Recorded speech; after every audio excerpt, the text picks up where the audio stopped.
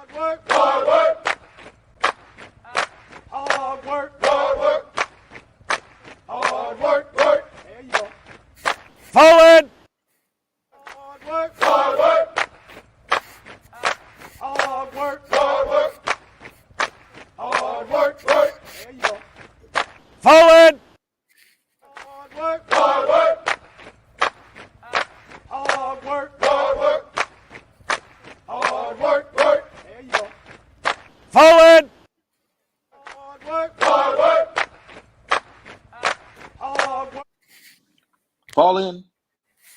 Hey, what's good? What's good? What's good with you this morning? This is your boy Trey, and you're rocking with E2G Sports Networks presents First Formation's Morning Sports Talk. So come on and fall in with us as we get to talking about some things that popped up over the course of the last 24 hours. We might take it back a little bit. We might forecast a little bit. It's all good. As always, it's all sports. No, not all sports. We get to talk about anything. It's for the culture, people. So again, what's going on with y'all? To all my brothers and sisters and all those others that celebrate happy Black History Month. Although it's a whole vibe the whole year, but this month is specific for you. We're gonna talk about that. I think that's a conversation to be had one day at one point. Most definitely.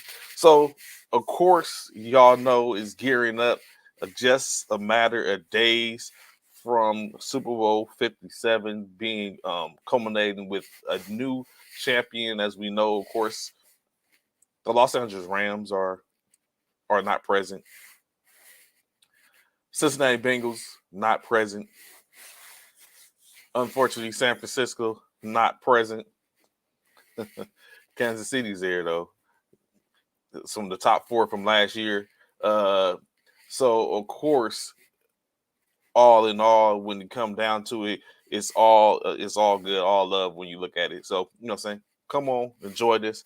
If you're out there making breakfast right now, be sure to tap in. If you're out there driving in your on your way to morning commute, be sure to tap in. If you're just sitting at your desk in your cubicle, tap in, fall in. Of course, if you're watching from YouTube, hey, it's a subscriber button right to your bottom left-hand corner, depending on what perspective you're looking at it. Go ahead and hit that subscribe. First Formation of Morning Sports Talk. So, what's good, Seven? What's good, fam? What's good? Hey, check this out. On Thursday, I know y'all have heard me and Bishop talk about it before.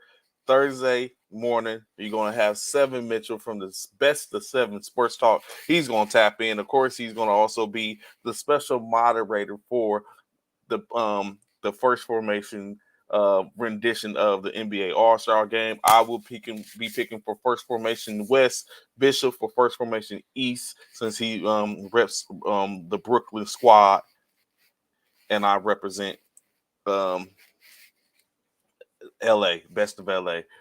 So be sure to tap in. That should be a whole vibe. Y'all know how we do on First Formation. But like I said, first and foremost, before I get to it, just for a second, let's make sure we send out our love prayers for those families. Not necessarily sports related. It can be because, of course, one of many of the athletes from the Ghana football team, or the GBA, were affected by this, but a huge 7.8 magnitude earthquake hit the Turkey and Syrian areas. Of course, thousands of buildings toppled. If you've never been in an earthquake before, then you probably wouldn't know what that's like. But 7.8, that's crazy. That's enormous. Of course, it's done a lot of damage, in which people are still under rubble. Of course, they already estimate 5,000 of people have perished and lost their lives. So just to keep that in perspective, make sure that your hearts and prayers and things go out in reference to that. Crazy, like I said, earthquakes. When I think about national disasters in my life, I've been in a couple of hurricanes. Of course, being from California, I've been in earthquakes. being in the military, being in Korea, I've been around monsoon season. Um, any case, all I'm survivor. I'm here sitting here talking to you about it now. So, but it's crazy. It's not anything to play with, those earthquakes, and that was a 7.8. I don't know, 7.8, especially in around those areas, especially where you have low, impoverished areas, shanties, homes built on stilts, or homes built in certain areas. Is no way survival is diminished greatly. So of course, prayers out to that. If you can, I guess do what you can to provide or help out once it starts rolling in, to help that torn area, uh, as people usually come together at those times of need. But of course, getting back into this, where do I start? You know what? Let's get into what was last night, because tonight, you know what song comes to my mind? Tonight is the night when you become a scoring champion. You take first place on the all-time list. What's good, Coach Cal? What's going on with you, brother? Glad to see you formation this morning. I know you're relishing and having a good time. What do you feel about Kyrie rocking now? Luka's. We was just having this conversation last week, Coach Cal, about Luka getting a running mate. Even the conversation about Kyrie, and look up jumps the boogie. Kyrie is a maverick. Cal, what you think? Is that the push? Did your Christmas come early or late? I guess you could say it's closer to the end of the year, end of last year, than it is to the end of next year. This year. So, what do you think, Coach Cal? How you feeling about Luka Doncic and the Kyrie Irving connection now? But like I said, tonight's that night. Potentially, is more than likely LeBron James gets the opportunity to surpass our beloved Kareem Abdul-Jabbar for the most points in NBA history. All he needs is 36 points to surpass. That could be child's work. They play the Oklahoma City Thunder tonight. I'll be truthfully tell you that I would prefer for them to get a W tonight as opposed to LeBron getting those 36 points, unless them 36 points are coupled with a W. I take it. Christmas came early. He said, we haven't snagged a big fish for free agency or trade in decades. Not happening tonight. It'll be Thursday versus the team that drafted Kareem. You know what? I think that'll do well for the script writers, Coach Cal, and we're gonna get to that in a second. Talk about the scripts that has been coming up of lately. Players coming out saying that they know things are scripted. So of course, you know what I'm saying, that wasn't even on my slate, but it's easy to set up and tap it in. So of course, and we will get back to, of course, Coach Cal, and referencing his the conversation which we was just talking about, what his feelings are having brung Kyrie Irving into the mix, and what he thinks, of course, was going to be on tap. So, first and foremost, like I said last night, 8 games in the NBA. First, starting off with Cleveland Cavaliers, hell of a game last night, walloping the Washington Wizards on their home court at the score of 114-91. The Cavaliers led by not one but 2 players with 23 points apiece. Jared Allen, 23 points, 8 rebounds, 3 assists. Darius Garland contributed with 23 points, 2 rebounds, 5 assists, 21 points, 6 rebounds, 5 assists from Donovan Mitchell as he returns back to the court. Evan Amobi, 16 points, 5 rebounds, 2 assists, 10 points, 8 rebounds, 4 assists from Karis LeVert. Also, C. Osman contributed with 3 points, 2 points apiece from Morale, Neto, and Lamar Stevens, as well as Robin Lopez. In a losing effort, however, the Wizards was led by Kristaps Porzingis, 18 points, 7 rebounds, 1 assist, 12 points, 4 rebounds, 3 assists for Deni Avdija. 15 points, 6 rebounds. Will Barton turning back the hands at the time a little bit, getting back to that game in which he used to provide and show us in Denver. 8 points. Kendrick Nunn, as he was newly acquired just 2 or 3 weeks ago from the Los Angeles Lakers. 6 points from Taj Gibson. With the win, of course, Cleveland keeps pace 34-22 on the year as we get closer and closer, just 2 weeks away from the NBA All-Star break. Washington drops 5 games below 500 with a 24-29 record. Keeping their foot on the gas, I guess you could say semi on the gas when you look at it. The Boston Celtics was hosted by the Detroit Pistons, with the Celtics getting a 12-point W, winning 111-99. In the losing efforts, of course, the team led by Bojan Bogdanovic is 21 points, 3 rebounds, 1 assist on the night. 17 points, 2 rebounds, 9 assists from Killian Hayes. 14 points apiece. Sadiq Bey, 6 rebounds and 4 assists. And Jaden Ivey, 14 points, 1 rebound, 5 assists. Jalen Duren, the other rookie, standout for the Pistons, 7 points, 14 rebounds, no assists. Isaiah Stewart, 10 points, 12 rebounds for his double-double on the night. Alec Burke contributed with 5 points. 5 points from Isaiah Livers and 6 points from Hamidou Diallo. In all losing efforts, the Celtics, however, led by 34 points, 11 rebounds, and 6 assists. Basically, Jason Tatum dropping off at the rim. 23 points, 7 rebounds, 7 assists from Derek White. 15.6 rebounds, 1 assist from Sam Hauser. 15 points, 15 rebounds, 2 assists, Robert Williams III. Malcolm Brogdon contributed with 16 points, 1 rebound, 4 assists. 3 points from Peyton Pritchard, and Grant Williams with 2 points on the night. As, like you said, the Boston Celtics gets the W, winning 111-99. Boston still doing their thing, of course. But when you look at it, I've said it from day one, they've had a pretty potent squad from the inset. It just we hadn't seen it in action yet.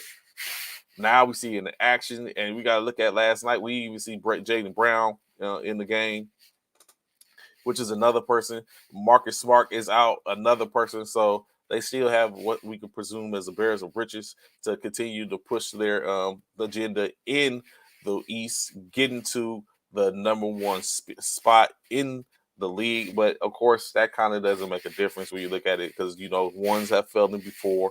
But it sounds good. It's all good. It becomes a whole different level once the playoffs start. And at this point, Boston is just jockeying to keep in that number 1 spot. More games tapped out.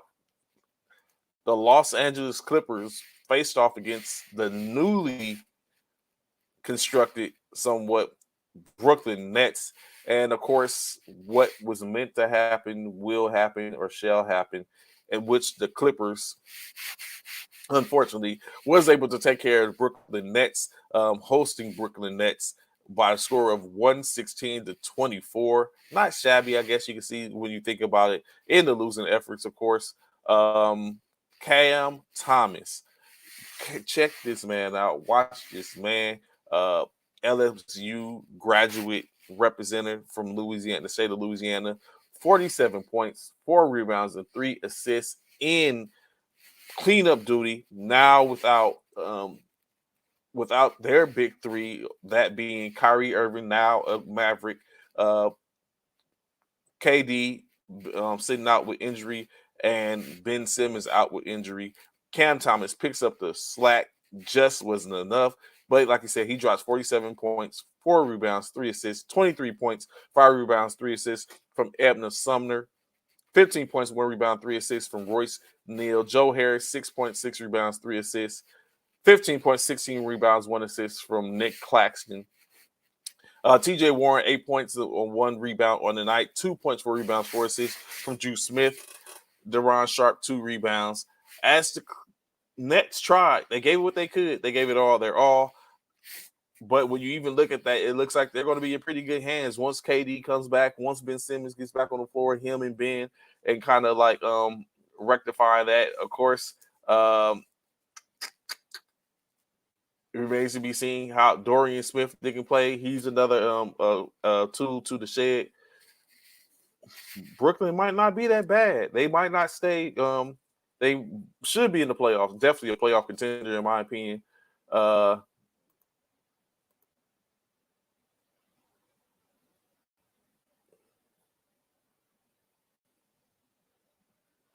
So, so Coach Cal, that is a good question. We have seen an outpour of tremendous scoring proportions in the last couple of weeks, where you even have players like you just said, 47 points from Cam Thomas, up and coming. But I mean, is he that dude like that when he dropping 47?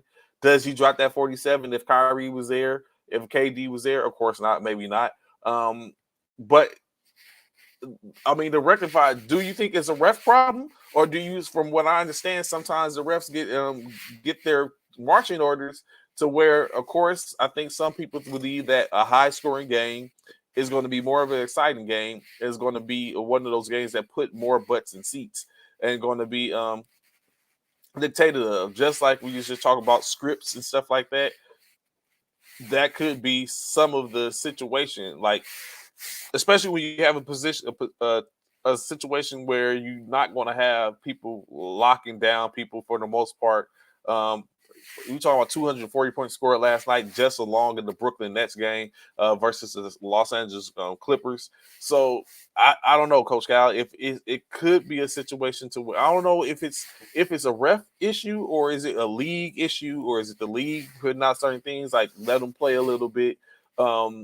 Or is it just like you said, or it could be defense, or is it other teams' problem where there's no defenses, and these teams is not anything on the refs or the league. It's just a simple fact that the defenses aren't what they used to be. Yes, but in terms of, course, the competitive, and I believe you, Coach Cal, I am there with you. I think competitiveness is where it's really at. You want to see the grit and the grind. In a sense, I think we have a little bit of competitiveness with how close the teams are in their from the records for the most part. Although, I mean, yes, the worst team is about 24 points behind the top team in both divisions, but I mean, the middle of the packs is where it's at. And that's where you see, as we get closer and closer to the end of the season, we should see more and more of that. But I definitely agree with you. There is a lacking, and no one wants to just see complete blowouts and blowouts and blowouts.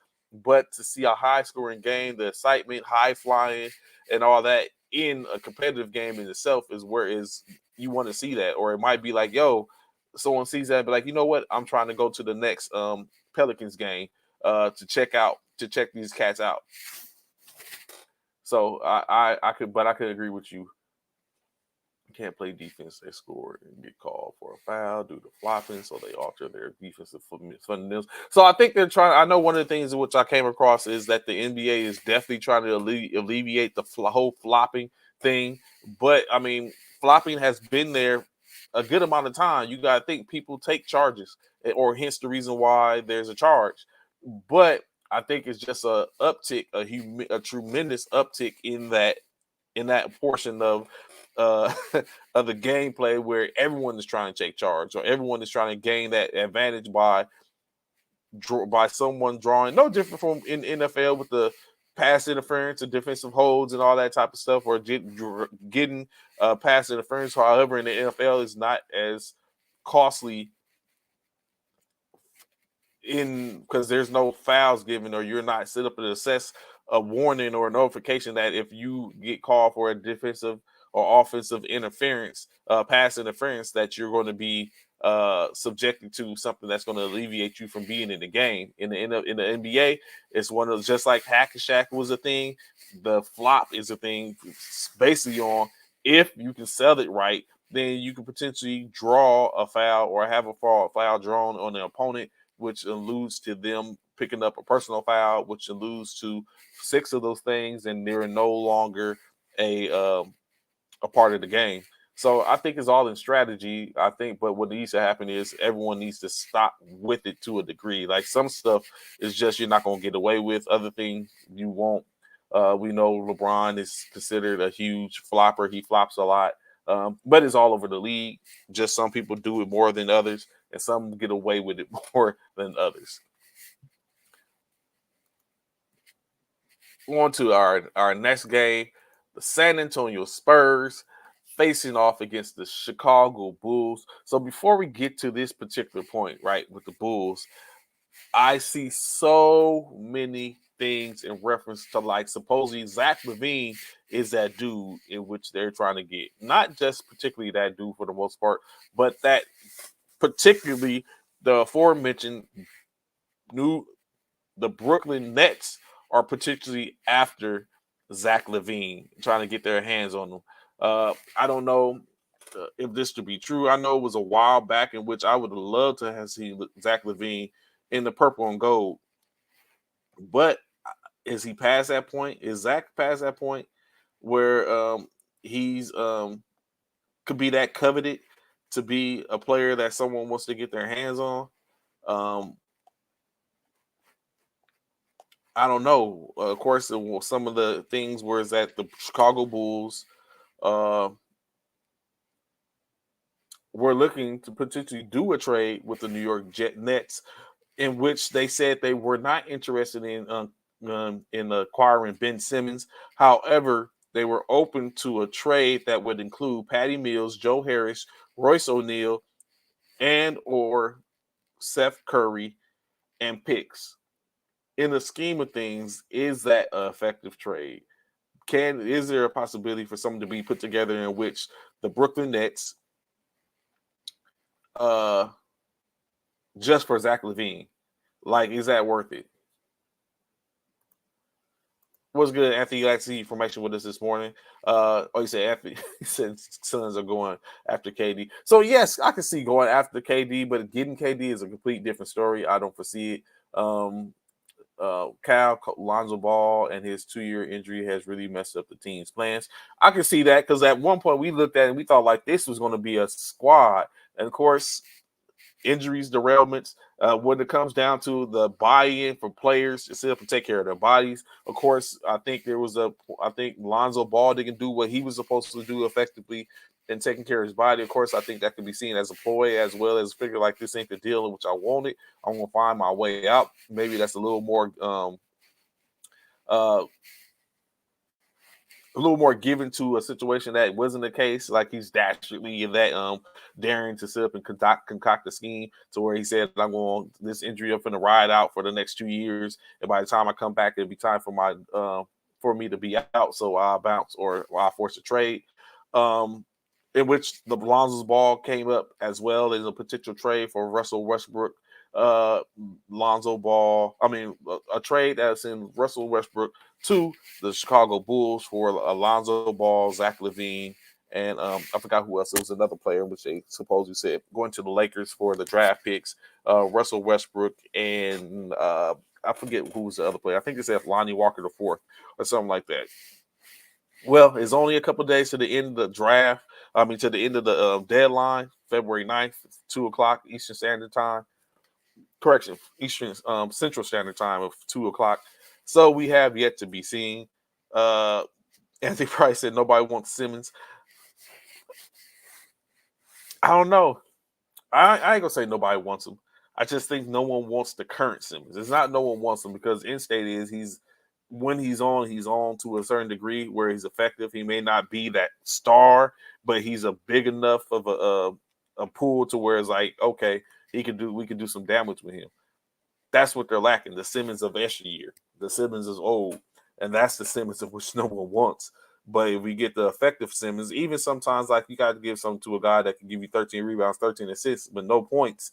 But if he's got 13 assists, then that means at least 26 to 39 points have been scored off them 13 assists. Not to mention it could be a little more if you add an and one here and there. So we gotta sit up and think about sometimes like he may not give those tangible attributes, but some of the other stuff which he does is very handily accepted.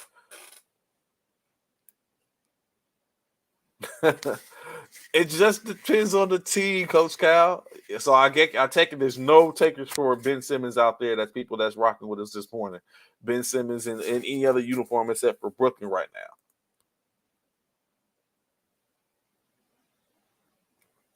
So, Coach Cal, I ask you this. You wouldn't take Ben Simmons in Dallas right now, is what you're telling me? To team up with Christian Wood. You wouldn't trade JaVale McGee And goodness gracious, you wouldn't trade JaVale McGee and I know you wouldn't give him Max Kleber, so I'm not going to even add him. But JaVale McGee and anyone else on that roster, 2 players to acquire Ben Simmons head up if the money was working. Ben Simmons, Luka Doncic, Kyrie Irving, Christian Wood. He said JaVale McGee and Davis Bertrand. What's good, Frat? What's going on, Marcus? How you good? Glad to see your information with us this morning, brother. So yeah, so I mean, so there's someone to take Ben, and he could go somewhere where he could probably do damage. And maybe it's just not.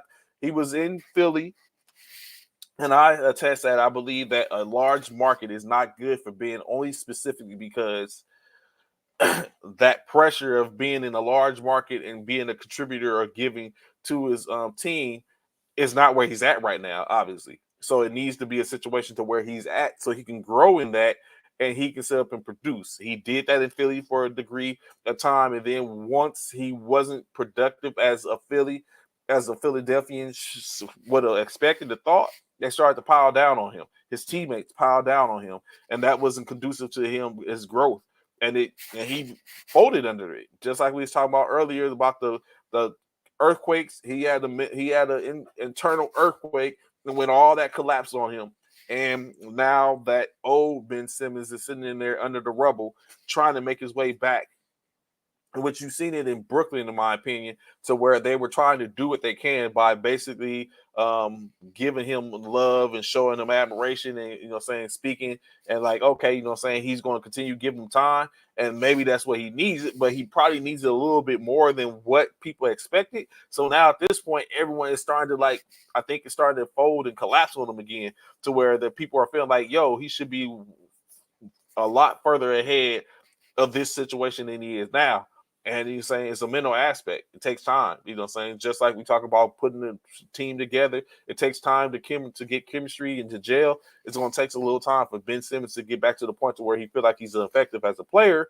And now it's going to get to the point to where, and that's a little more added on until when you look at like, yo, this kid is suiting out. We need a player now.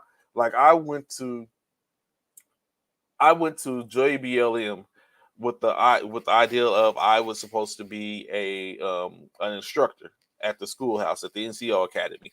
When I got there, I was on profile because of the injury I had, and plus I was overweight. So due to my profile and me being overweight, it wasn't going to work out for me to sit up and go to the schoolhouse. It was like they said they didn't have time for me to recover. They didn't have time. They needed people on the stand right then and there. And I wasn't within compliance at the time. So, of course, just like a team would do, they shipped me out to another place, in which I ended up at the DFAC in First Corps, working at the one of the Don facilities under the CG. So, it worked. I got traded for once. I got sent with one team. I didn't meet the specifications for the physical specifications, and so they was like, yo, we can't use you right now. We can't wait. We're gonna see where else we can send you. And they sent me on about my business. I went over to First Corps. I left NCO Academy to First Corps. So it happens in times.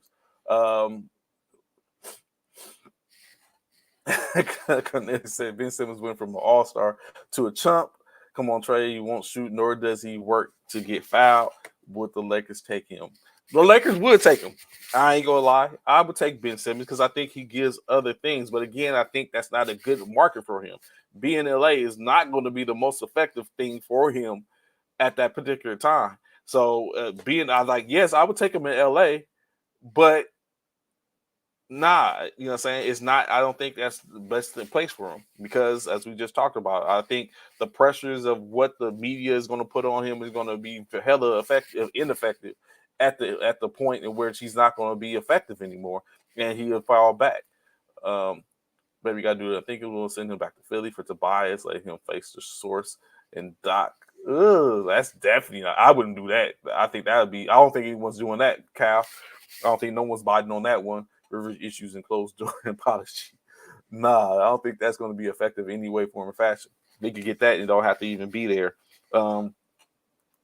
But as we did see, Tobias Korkmaz did come out and say that he wanted to trade, saying that he's not being used effectively. So he said that was when I seen that was a shocker. I was like, who would have thought Korkmaz?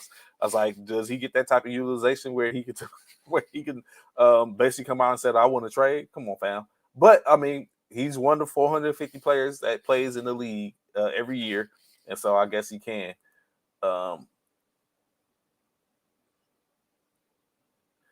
I get that, Coach Cal. I'm just saying I would take him because saying the idea is that you're bringing other, like, all this is based on the fact that you're bringing in what you need. You would think that LA would bring in shooters to help them, in which they're going after. It's blood in the water. It's definitely blood in the water at this point, and which we're going to get to a little more in the NBA. Let me get through the rest of these scores. So we left off Chicago Bulls playing against the San Antonio Spurs.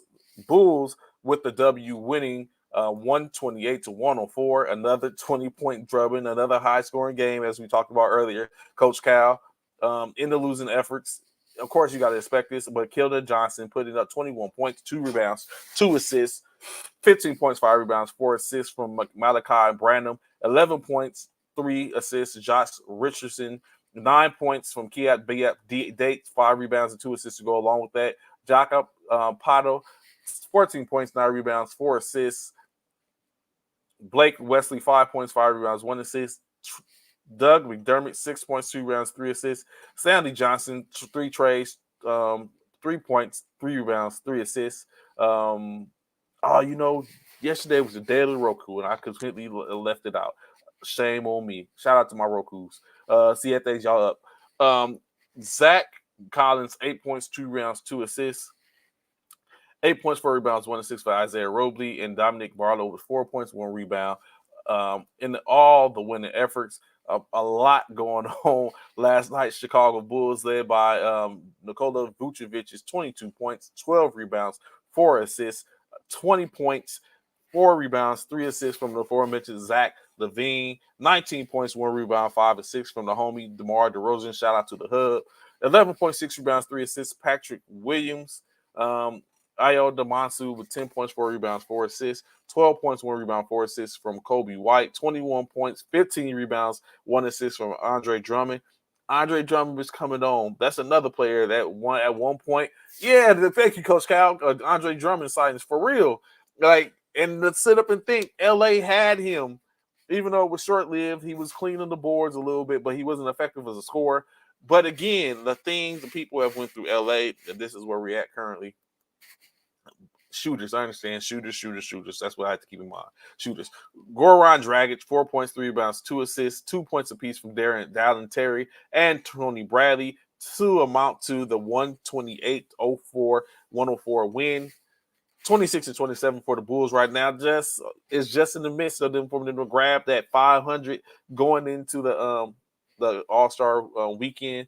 Maybe better. Unfortunately, not the same thing for the San Antonio Spurs, as they will need the whole season, the remainder of the season, to get back, as they are currently 14-40, but they are in prime position to win the Victor Wembanyama sweepstakes.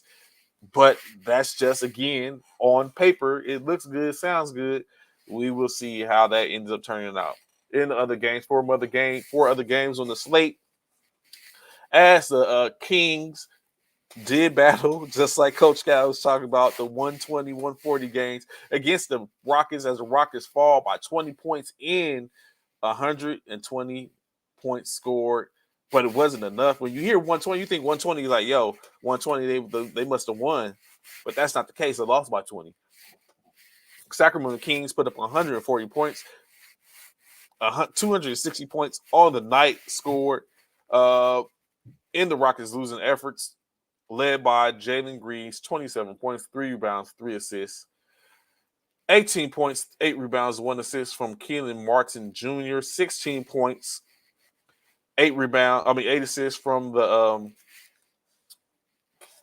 the veteran Eric Gordon. 15.7 rebounds, 7 assists from Alperen Sengun.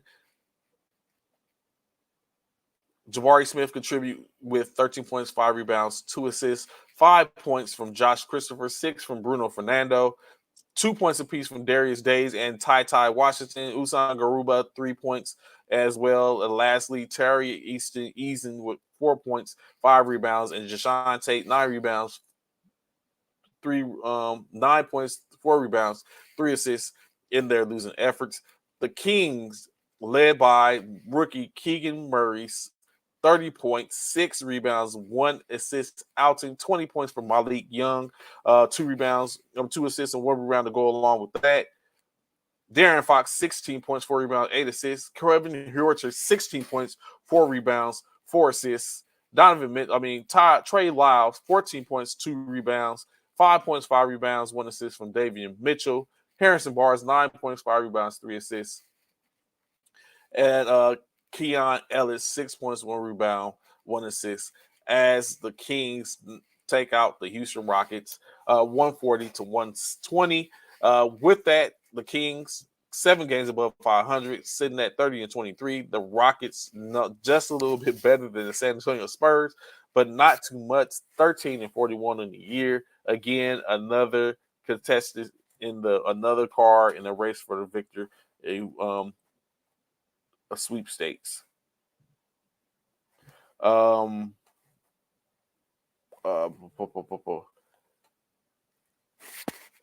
on, tapping in.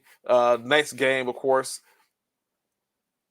we'll cover the Milwaukee Bucks due to play the Lakers on Thursday night.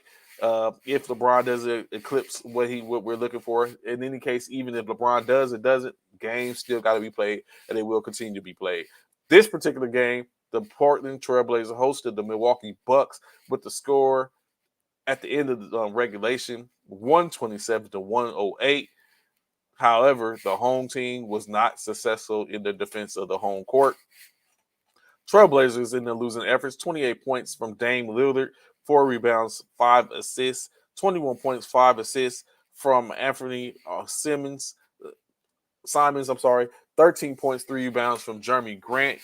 The Josh Hart contributed 14 points, 8 rebounds on the night. 8 points, 1 rebound, 1 assist from Nasir Little. Gary Payton II, 2 points, 1 rebound, 1 assist.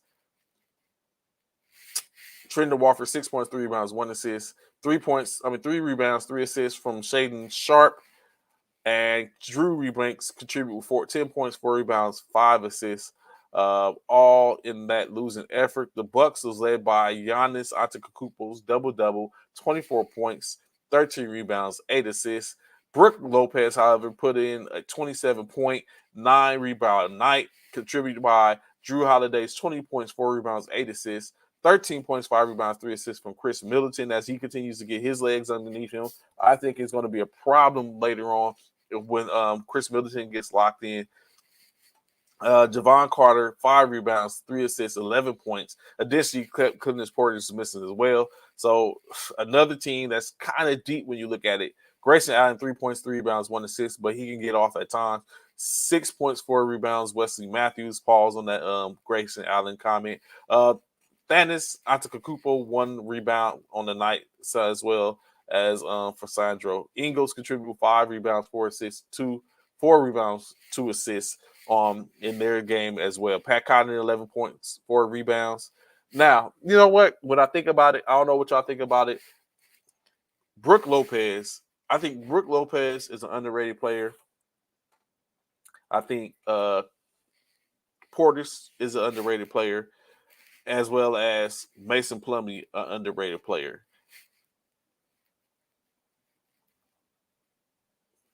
That's all. That's the comment. They're underrated. With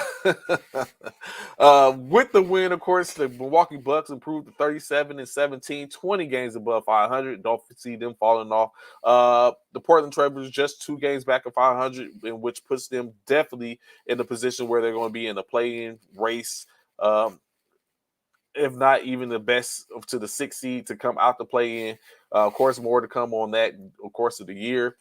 2 games below 500 with other teams that probably going to start turning it up after the All-Star break, in which teams are going to have to really dial in to hold their position or get left. 2 more games, of course. The Golden State Warriors playing one of their first games without Steph, as Steph is expected to be out till the middle of February, if not beyond.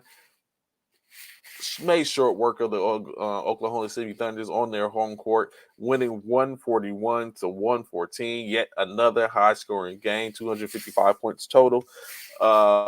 In the losing effort, the Thunders led, of course, by none other than their all-stars, Shai Gilgeous-Alexander, SGA, 20 points, 4 assists on the night, 19 points, 2 rebounds, 1 assist by Aaron Wiggins on the to help him out. 18 points, 2 rebounds, 1 assist from Trey Mann, 15.7 rebounds, 8 assists from Josh Giddey, 9 points, 4 rebounds, 2 assists from Kendrick Williams, 8 points, 5 rebounds, and 1 assist from Jaden Williams.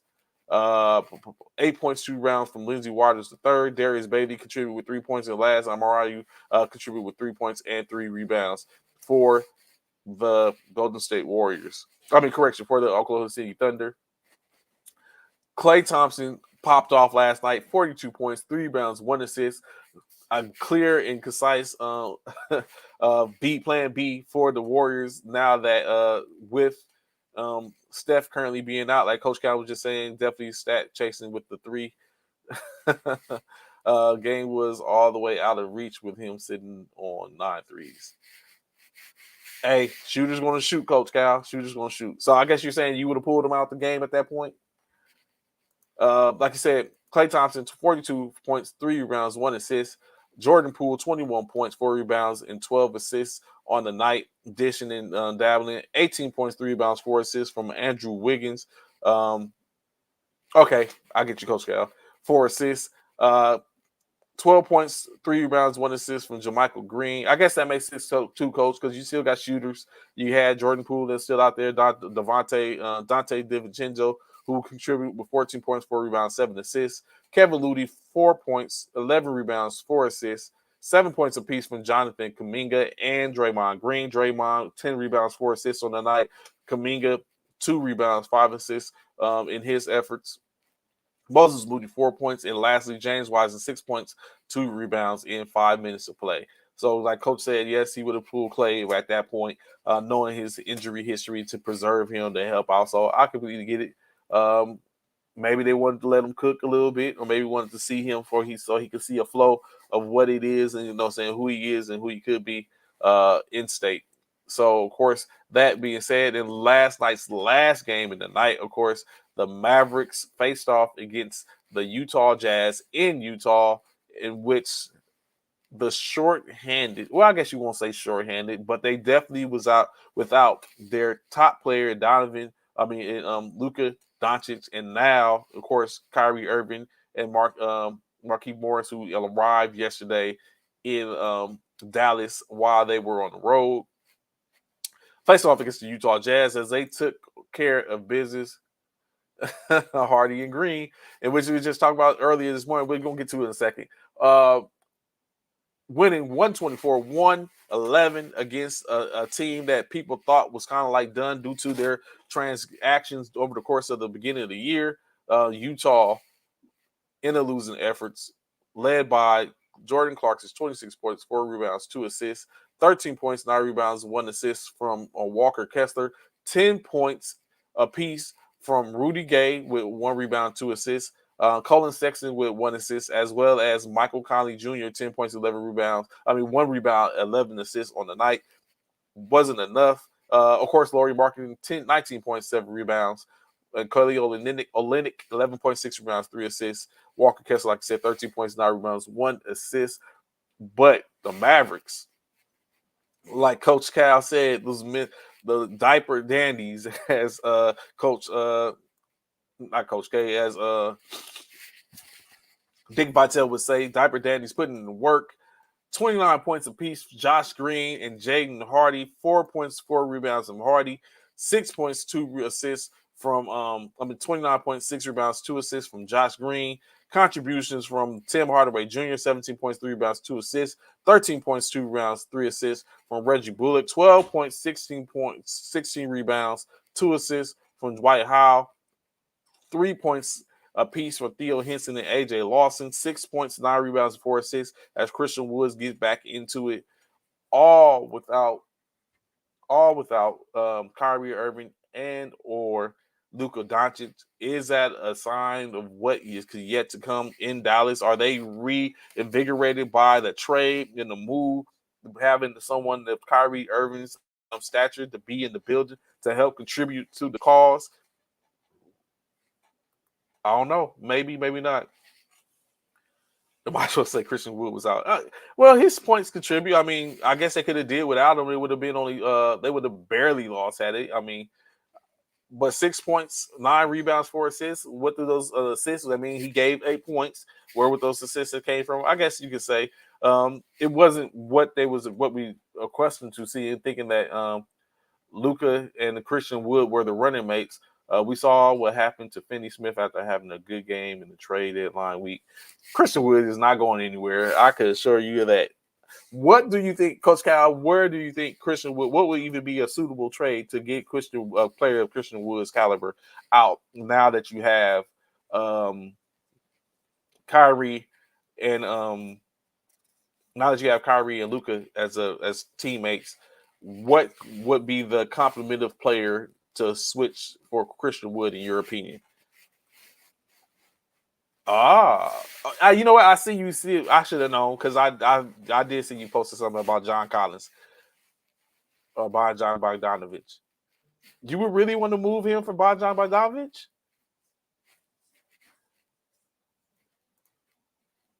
Or even John Collins?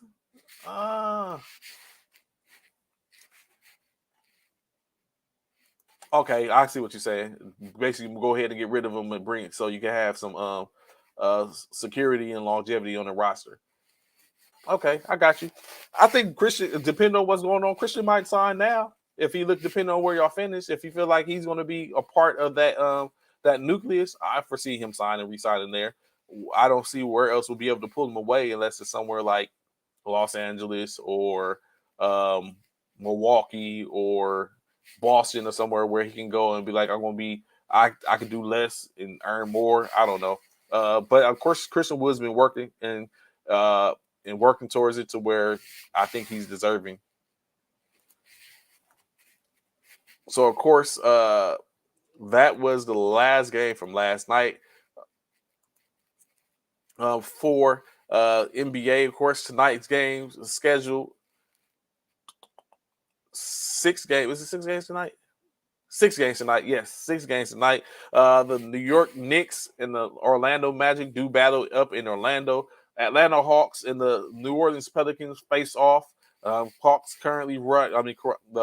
currently riding a 2-game win streak.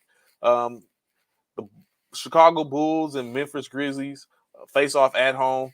Of course, John Morant to be without one of the homies as they have been suspended from the FedEx Forum for the course of the year. See them next year. The Minnesota Timberwolves and Denver Nuggets get at it. I think the Nuggets looking to avenge. I think they're on a 2-game losing streak, maybe, I think. I know they had a little dismal game against the aforementioned Timberwolves just earlier this week. The Phoenix Suns, newly acquired, as it was made final for the Suns to be sold, the Suns and the Mercuries, as well as when the Suns were when it was said that that sale was finalized, the CEO and president stepped down and resigned from his post. I guess a lot is there. Of course, we know he was enthralled in saying that he had a lot to do, or he as well was to blame for some of the transgressions that was going on with the work environment in the Phoenix Suns organization. After the owner Sarver was taken care of found to be guilty, I guess you could say, of those things. He, of course, his name started to come up in the whirlwind of things in which he decided to step down as well after the sale was made final. Well, yes, the Phoenix Suns will be in Brooklyn taking on the Brooklyn Nets. Do we see another outstanding game from Cam Thomas? Are we going to see more of that? Nick Claxton, I think actually they did pretty good. Will Dorian Finney-Smith be involved at that point in this game? Will we be able to see what that looks like? So, of course, that's more to be seen. And last but not least, the Los Angeles Lakers, the prime time game, late night game, will be taking on the Oklahoma City Thunder, in which LeBron James could potentially, on his home floor, break the record for the most points in NBA history, in which we see it was talk about it. That will put him over 38,000 points. We all know LeBron's going to break the record at some point. It's inevitable. He's going to break the record this year. Probably in the next 2 games, possibly. The only thing that wouldn't see him breaking the record is if he was to have a season-ending injury prior to scoring 36 points. With that being said, what will potentially be the next record? I mean, what would be the next record? Does LeBron score over 40,000 points in the regular season points? Does he put up 39,000? Like, where do you see this going? Even at this year, by the end of this year, where will their record be? We not let alone the 2 more years that he has still with the Los Angeles Lakers, to where he can continue to put up points. Where do we see the record being set to? And when that record is set, do you think it will stand as long as the record of 38,000 points, which took 40 years to eclipse from a person that's a non-3-point shooter? Like, I know it's always conversation that talks about how LeBron has basically made over 2,200 3-pointers in his career, which of course he got to the number of 38,000 faster than what Kareem Abdul-Jabbar did. But for the most part, do you see someone, once LeBron has broke this record, do you think in our lifetimes will we see another breaking of the NBA all-time scoring leader record? What's good, sis? What's going on, Kenny? Glad to see you formation with us this morning. I hope you're having a great morning as well as an even greater week so far, just 2 days in. So, is that where you're at with it? Do we see that potentially popping off? Luka and Giannis are the only chance. I know Luka won't hold up or care to hold up physically. Probably not. I do foresee Luka is like, you know what, man? I don't even want to play this game anymore. And he'll just stop playing. He'll be like, I'm good. I'm not coming back next year. He's gonna go play at home, go back home to his countrymen and play in this country to where he can do what he wants. I can see that in Luka. Not saying that he's not committed, but I can just see that, like, he has that type of that aura, in my opinion. Giannis is like, do you think Giannis is able to put up that type of points? And will it all be Milwaukee if that was the case? Will Giannis be a Buck lifetime?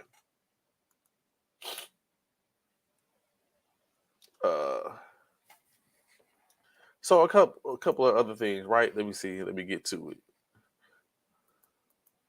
The LA defense does pose a threat if they were high scorers were to come through and maintain health. I get you.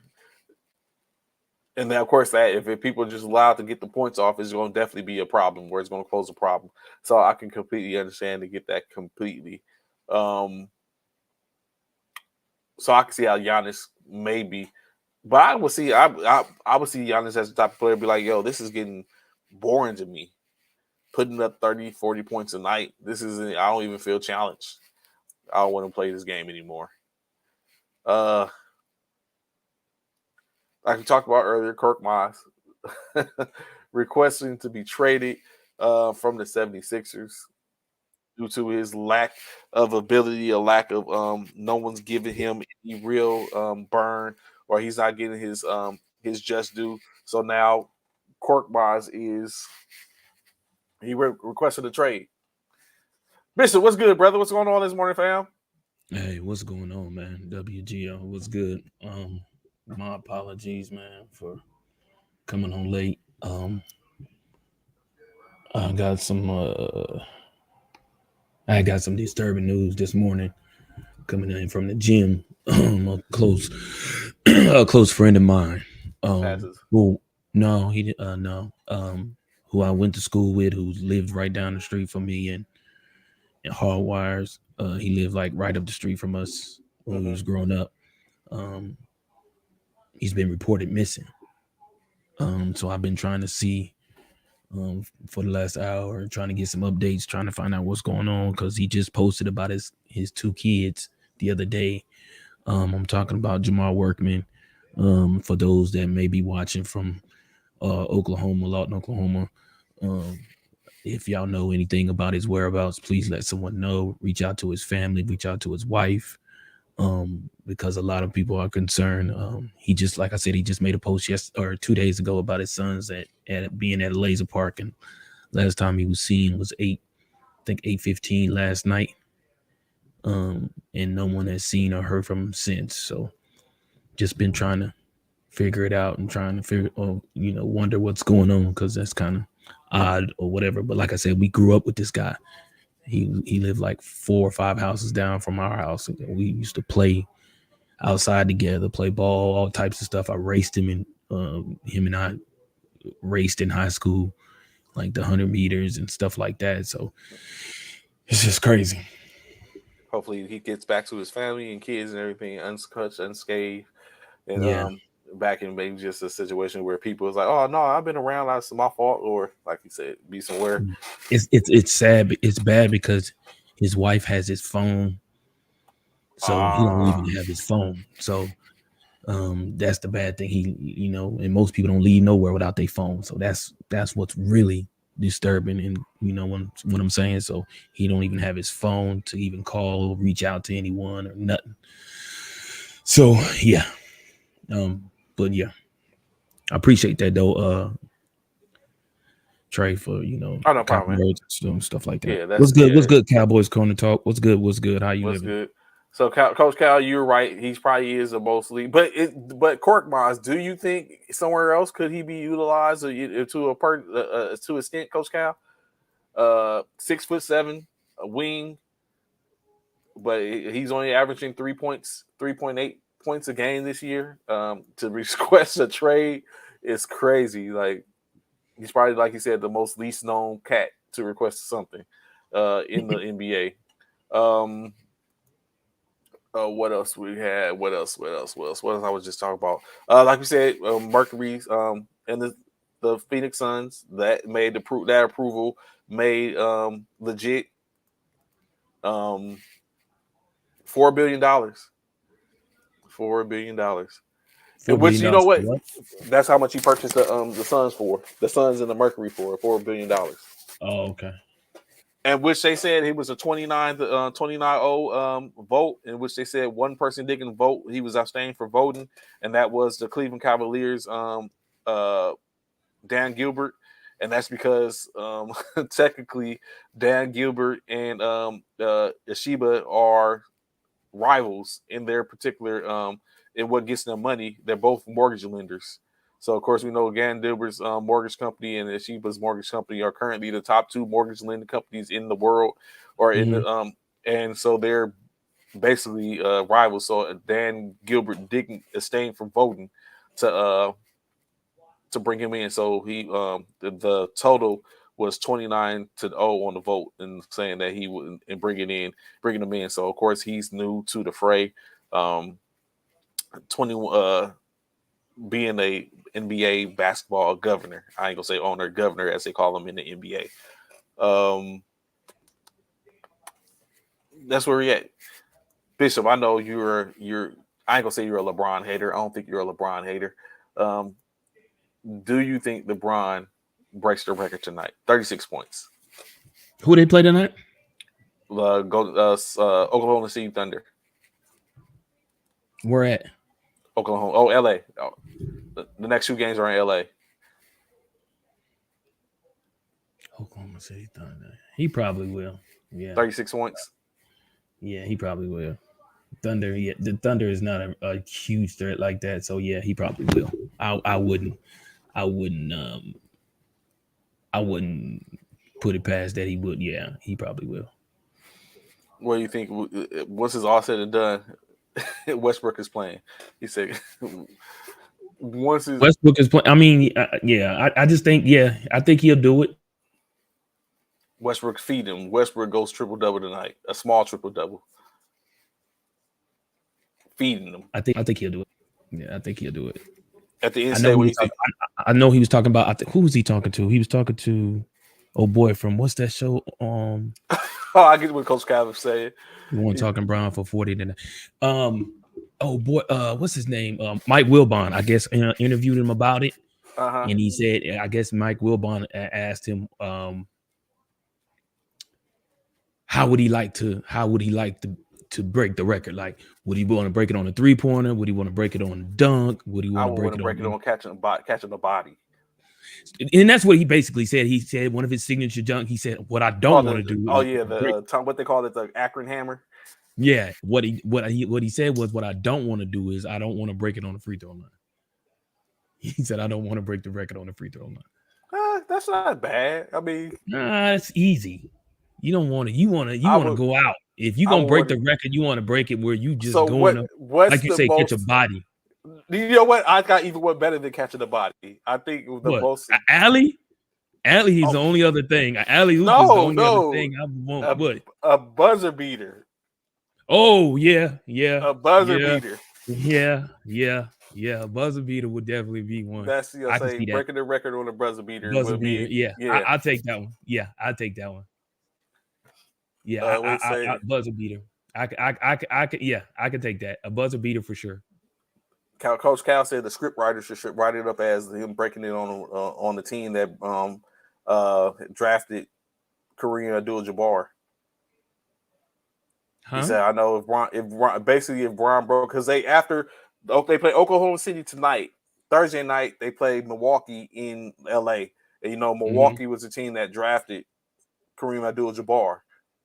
So it's like basically that's where the point started at for Kareem. So he's like, it'd be a bigger story if it was against the team that drafted Kareem Abdul-Jabbar even more. It's like, but you know what? It's funny that Coach Cal said, their relationship isn't great. You know who I didn't realize whose relationship wasn't great? And he was like, he basically got shunned by this dude when he broke his record. Kareem Abdul-Jabbar breaking Wilt Chamberlain's record. He got shunned. Yeah, he's like Wilt Chamberlain was like basically gave him his ass a kiss. That was all said and done. Yeah, he's like Wilt wasn't happy at all with him breaking his record.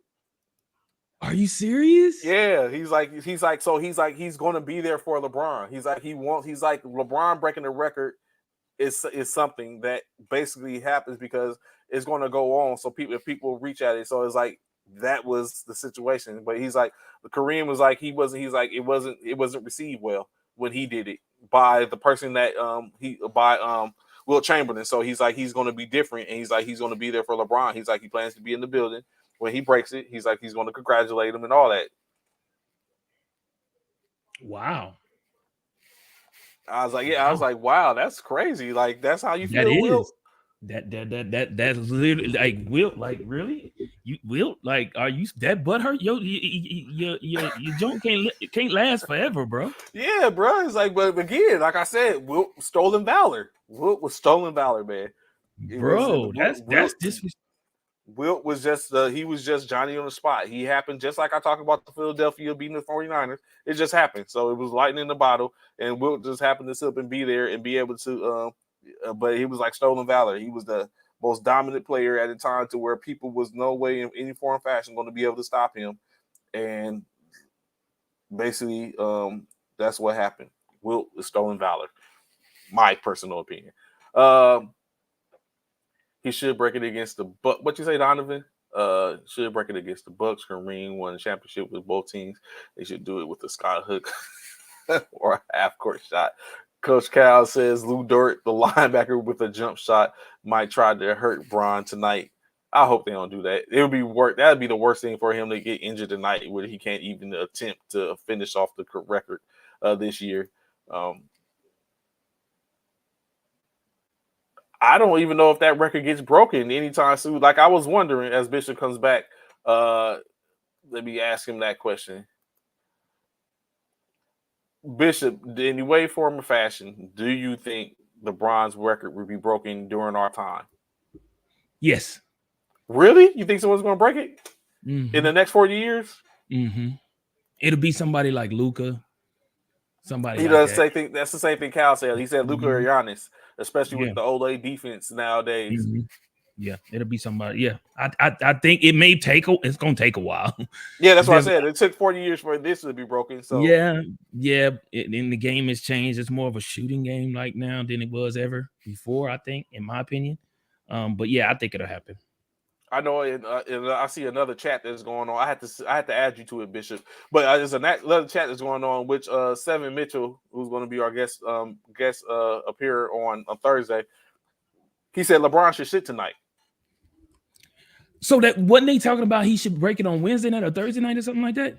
That's Thursday when would they be against got it everyone. That's projected. against Yeah, that's when Milwaukee. they Yeah, said it. Yeah, that's when they saying it was but projected. he might not mess around. He might not get 36 points against Milwaukee.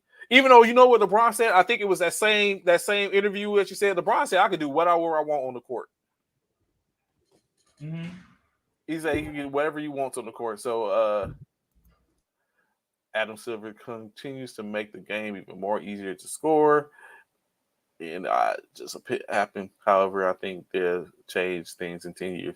So 10 years, I see Coach Cal. 10 years, it'll be a little harder. Cowboy corner talk, Luka has to get deep in the playoffs to catch LeBron. I can see that, but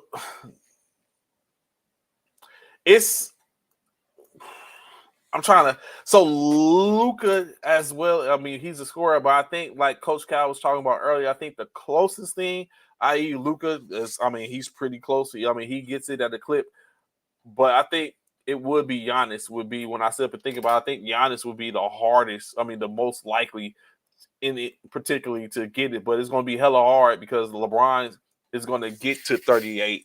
And then after he gets to 38, he's just going to climb on top of that. Just like I think Steph Curry is going to make the 3-point made all-time 3 points made record almost unreachable potentially, unless we just get someone that just comes in and that's all they do is shoot threes at a higher clip.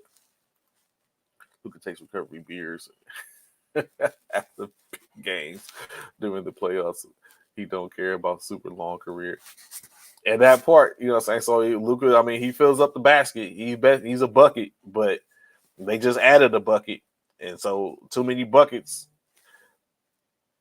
it's not going to mesh well. So I think Luka's going to lose that edge of production because he's got some balls got to be given up. They got it at some point. There's going to be a conversation between Luka and Kyrie in which if Kyrie is the leader that he's supposed to be, he's going to get Luka under wraps, and then for them, I really think honestly, Coach Cal, and please let me know. Of course, anyone else, I'm very sure Cowboys Corner Talk. You must be a Cowboy fan. I mean, a Dallas fan, so you're probably a Mavericks fan. Please let me know if I'm wrong. I think for it to work, Kyrie has to go in and take in charge of that unit and be the point guard and talk to Luka and be like, if we do it this way, this is how we win. Do y'all see Luka as a version somewhat of LeBron James? And so with that same type of expectancy, Mavericks can get something done.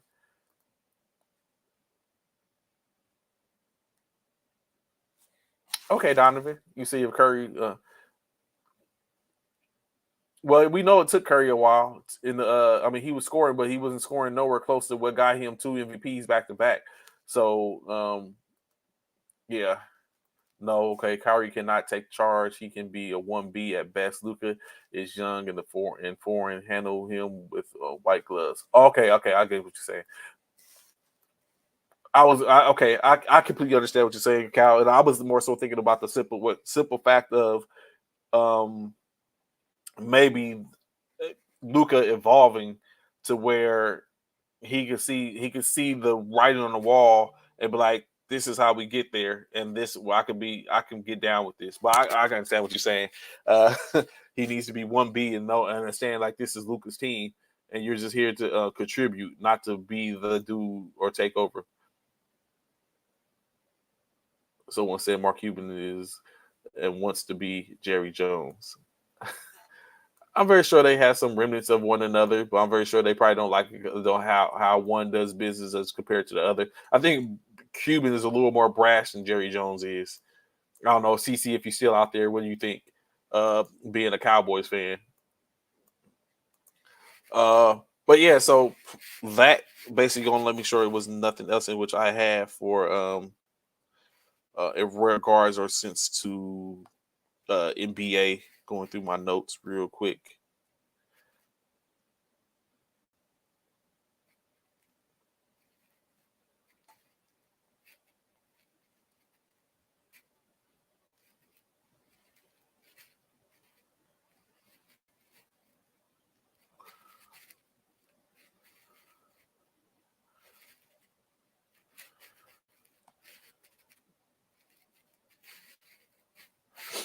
Um, People overreact to him. Partner Rock, he likes to pass. He just likes to run the offense. I get you. I understand that, Coach Cal. And true. And then maybe I am a little presumptuous in saying that, but he definitely is more of a all-round player than people would like to lead on to.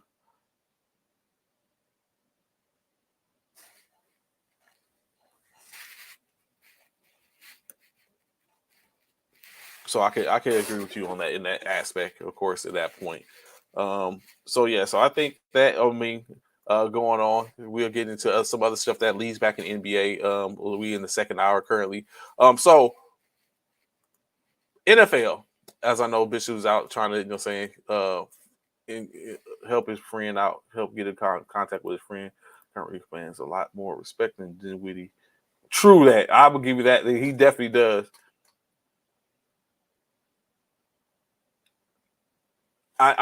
So I can get that, Coach Kyle. Like basically, he'll be more willing to share the spotlight with Kyrie, being that who he is, as opposed to Brunson, who was up and coming, as well as Dinwiddie, who was like of course more inferior. But then I don't know what was the situation with him and Porzingis. Like I would have thought Porzingis was going to command that certain type, the same. I mean, of course, not the same, but somewhat similar to that in which Kyrie demands or which commands. And that didn't work out. That got Porzingis shipped out no sooner than he got there.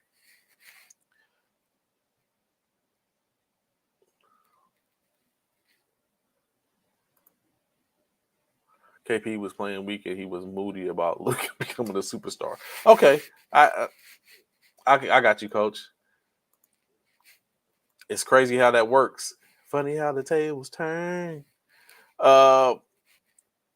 Moving on right along, moving right along. Of course, be sure to check out the scroll at the bottom of the court, bottom of the screen. Keep in mind, Thursday is going down as myself and Bishop will have our rendition of the NBA All-Star team selection. I will be selecting the first formation West. Bishop will be selecting first formation East. And then, of course, like he said, he's going to play it out. Special guest 7, Mitchell will be on hand to officiate us properly to make sure there's no finagling or anything else. You got to watch that dude Bishop. Them East Coast cats think they slick. What is wait? Don't worry, I'm unmuted so you can hear me. What is you over here?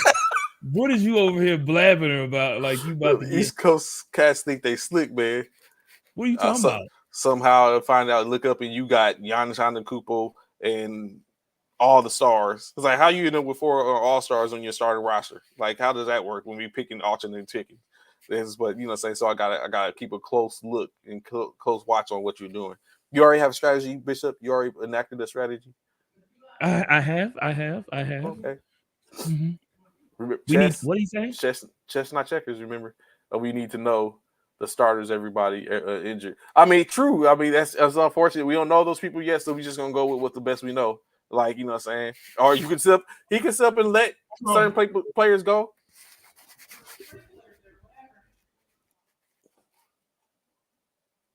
They can let certain players go. So it remains to be seen. So it's like if by Thursday, if they haven't set up, because it's sometimes, so it's unfortunate. By Thursday, if they haven't let the stars be known, or even replacements, because of course we don't know if Kyrie. We don't know if which is interesting because now, I guess it isn't interesting because now Kyrie is on the West. So how would he go? He's no longer. I mean, I guess because the teams don't have any alliances except for the conference, the team captain. But Kyrie is on the West now. So do they remove Kyrie from the East and bring in somebody, the East runner up, and then Kyrie replaces Steph? I don't know. We'll see. In any case, we'll the starters are set, the reserves are set. And I have my strategies. I have a couple of strategies in place to thwart anything in which Bishop's going to put forth. So I greatly, I'm ready for this. I'm definitely ready for this. And it should be nice and juicy. Like if I sit up and do a good job in picking on Thursday, and then Friday, I don't know what's yet to come. And then Sunday, the Philadelphia Eagles lose. Oh, Monday is going to be the greatest thing in the world.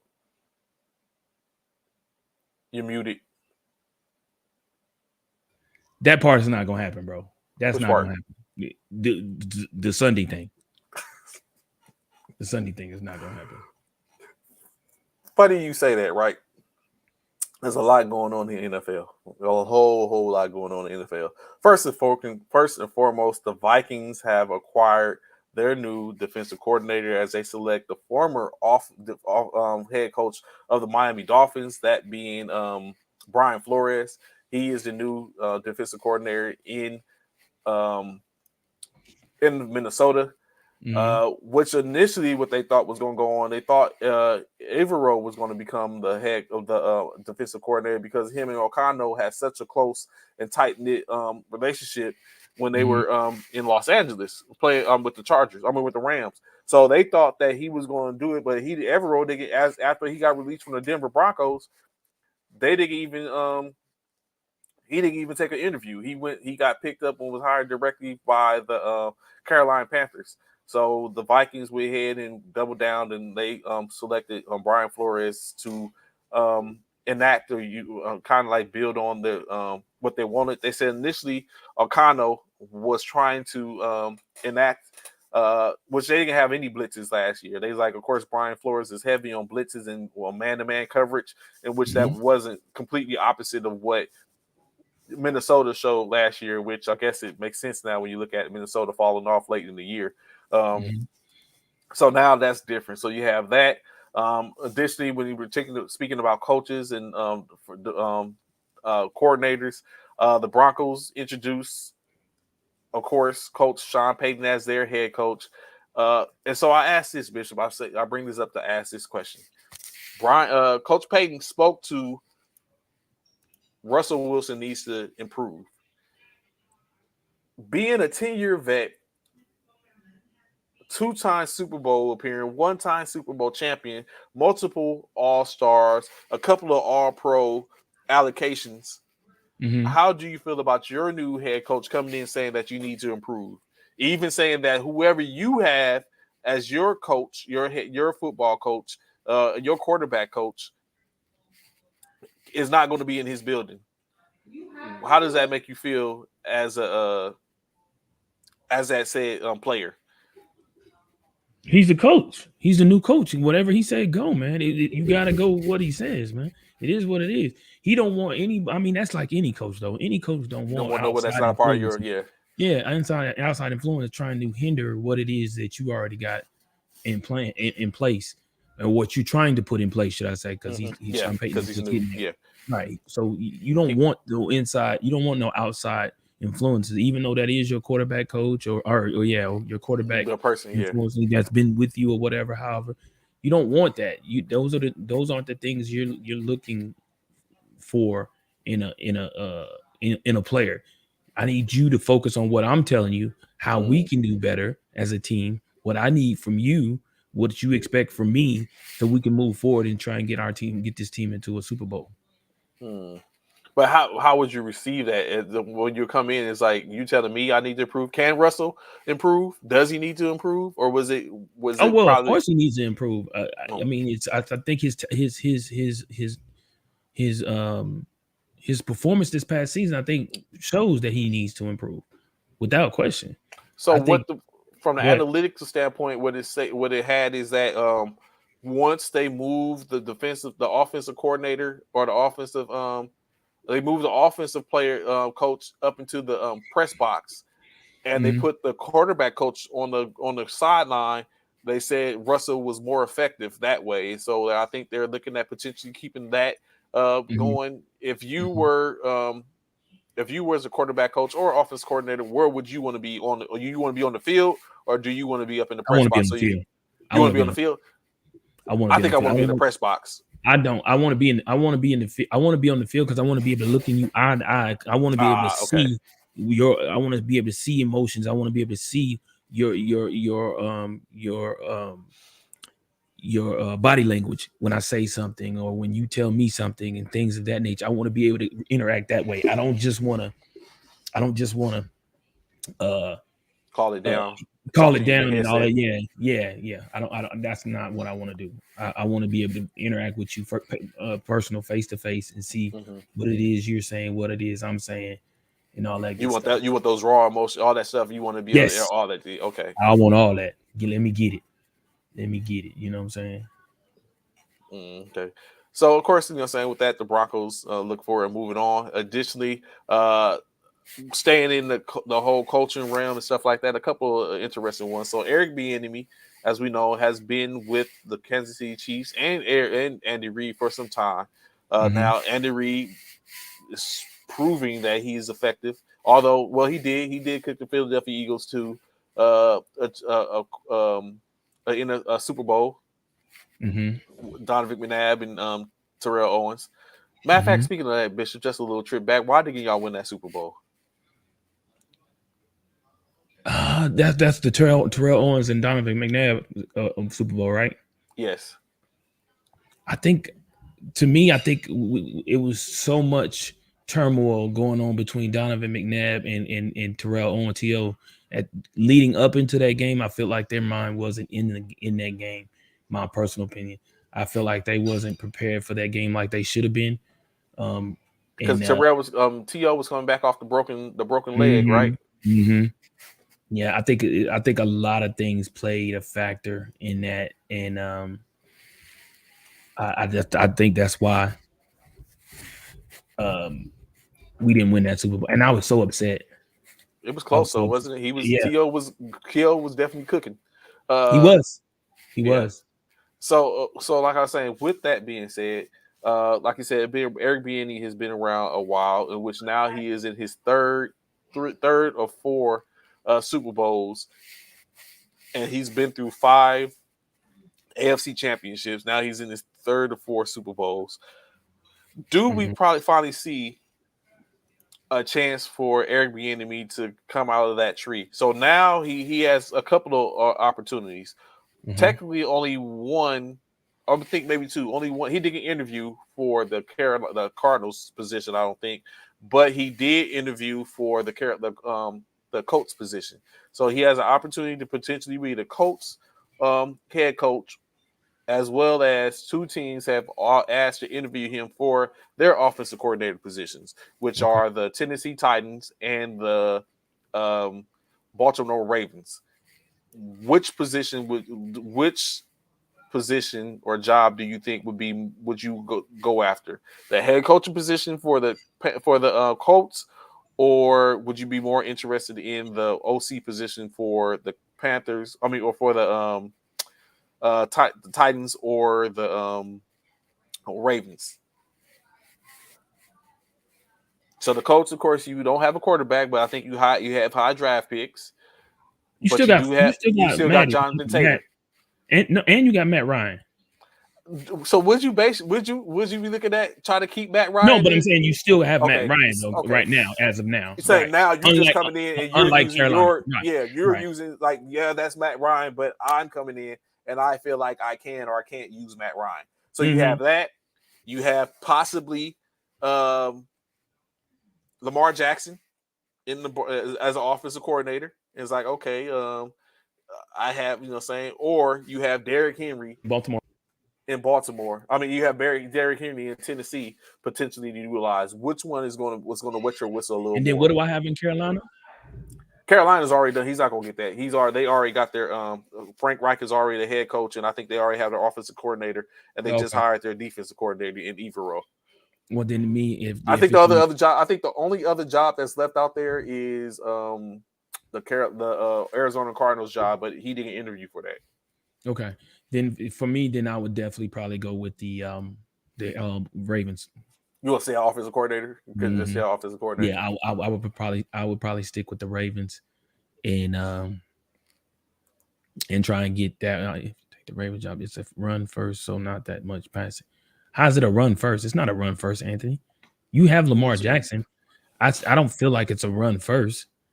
I feel like I would definitely find and make sure that I would do everything in my power to ensure Lamar stays. And then I would build around Lamar. Lamar. Yeah. Whatever that is. Well, it's wide receivers. We want wide receivers because we already got Mark Andrews, but we need somebody else. We need a downfield threat to open up the field. I would probably look at some of the talent coming out of college in regards to wide receivers, and maybe see some of these free agents. You know what I'm saying? Some of these free agents that may be out there. I think that's what it is. Whatever the scheme, no matter what whoever the OC is, the scheme is going to remain the same. So which is their run first. But I mean, if you bring in wide receivers, that can be effective. Like, yeah, you could be run first, but when you start loading the box, I got something for you. Right. So and Donovan, I think I am taking. I think I agree with Bishop. I think if it's not, I mean, do you want to be ahead? Like Anthony said, the coach job is probably set up to fail. Set up to fail. Well, not it's so I don't necessarily, because like you said, you got Jonathan Taylor out in Indianapolis. Yes. So your thing is now is do you want to move forward with Matt? If you don't want to move forward with Matt, send Matt packing and try and find somebody in the draft, or try and get either Jimmy Garoppolo, Brett Favre. I mean, Derek Carr. It's people out there. Carr. It's people out there. So either you still got a run game. Matt, you got some good either gonna stick with Matt, or you're gonna grab one of these veteran quarterbacks that's available, or even if you could try and get Lamar. He's still available. You know what I'm saying? Bring him in Indianapolis. Now you got him and you got Jonathan Taylor. Now all you got to do is worry about your receiving core, building that. I'm just saying, man, like that's not a bad, it's not a setup. It's not as bad as it seems. Yeah. No, it's not. Not in my opinion. My personal opinion, their weakness, their Achilles heel is Matt Ryan. I think it's time. His time is up. I think it's time to move on from him. I don't think it's nothing to move on further, or you think Matt needs to just hang him up? I think he could probably be a backup. I think he would be a suitable backup. Whether or not he would want to be is something totally different. Yeah, it's that right. part. But I'm a former MVP, and you want me a right. SuperBowl contender. You know what I'm saying? I get it. But however, what have you done for me lately? And that's nothing. So that's why you're no longer in Atlanta. That's why you're in Indianapolis, and you're still not doing anything. So therefore, there's a chance that I could try and go, like I said, go for Lamar. I could definitely try and go for Rodgers. Or like you said, there's people out there. Garoppolo, Jimmy, it's people out there. Sam Darnold. Sam Darnold. It's some people. It's some plethora of people, and then not including, and not to mention the draft. You got people coming out the draft. You know what I'm saying? I just saw yesterday these projected draft picks on where a lot of these teams, a lot of these players are going, and it's crazy, Trey, because that 2023 draft. Woo, boy! Oh my God! Prospects, the people in which they saying they have what's his name?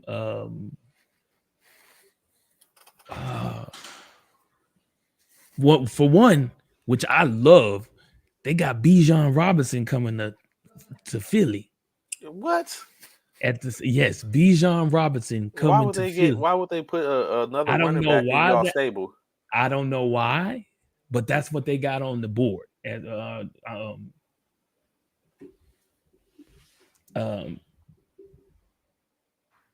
what they got on the board. What I saw yesterday. Then they got what's his name? Going to the Carolina Panthers. What's his name? So they got hold on, where is it at?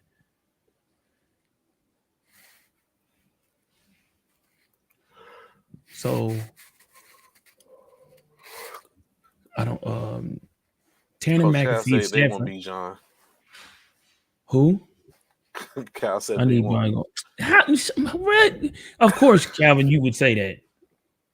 Why would y'all need Bijan if y'all still got Y'all don't need Bijan. We need Bijan. Y'all don't. You got CMC, really? Y'all do not need He's Bijan. all purpose. Y'all, We need that's just like no. That's like y'all said that if 3 we don't yards need and a him puff high of in smoke. the hill, if we don't need him high in the hill, you think y'all need Y'all him. have When you already enough. said y'all better. Y'all- No, when y'all got- no, you will not, Trey. Scott, No, y'all got- no, you will not. Y'all got Trey. 3 running backs. We have one and a half. Who's our three? We have one in the possible. Who's our three? Who's our three? You Who's our have three? you Who's our have three? what's his Miles name? Sanders, Miles Sanders, and Boston Scott. Gainwell and No, Scott. no, you will not. No, you will not. You will not make Gainwell a 3 if you gonna take Debo is a half. No, you will not. I was even talking about Debo. Our So half is we got one in the possible. How's the one in the possible? We got Elijah Mitchell and Christian McCaffrey.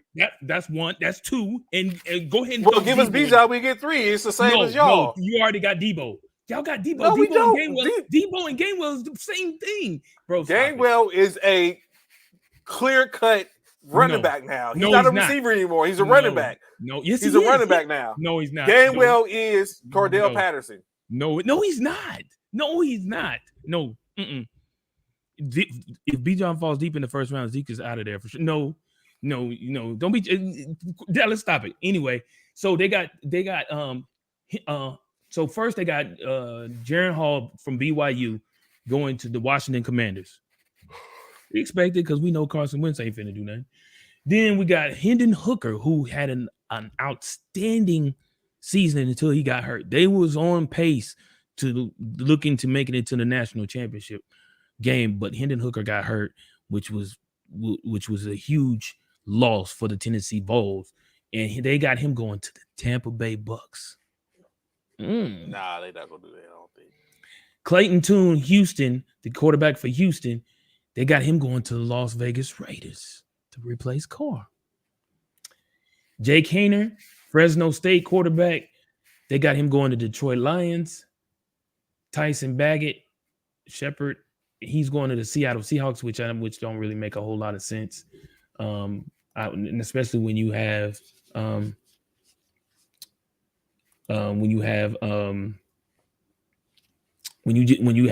Russell Wilson out there. I just don't know.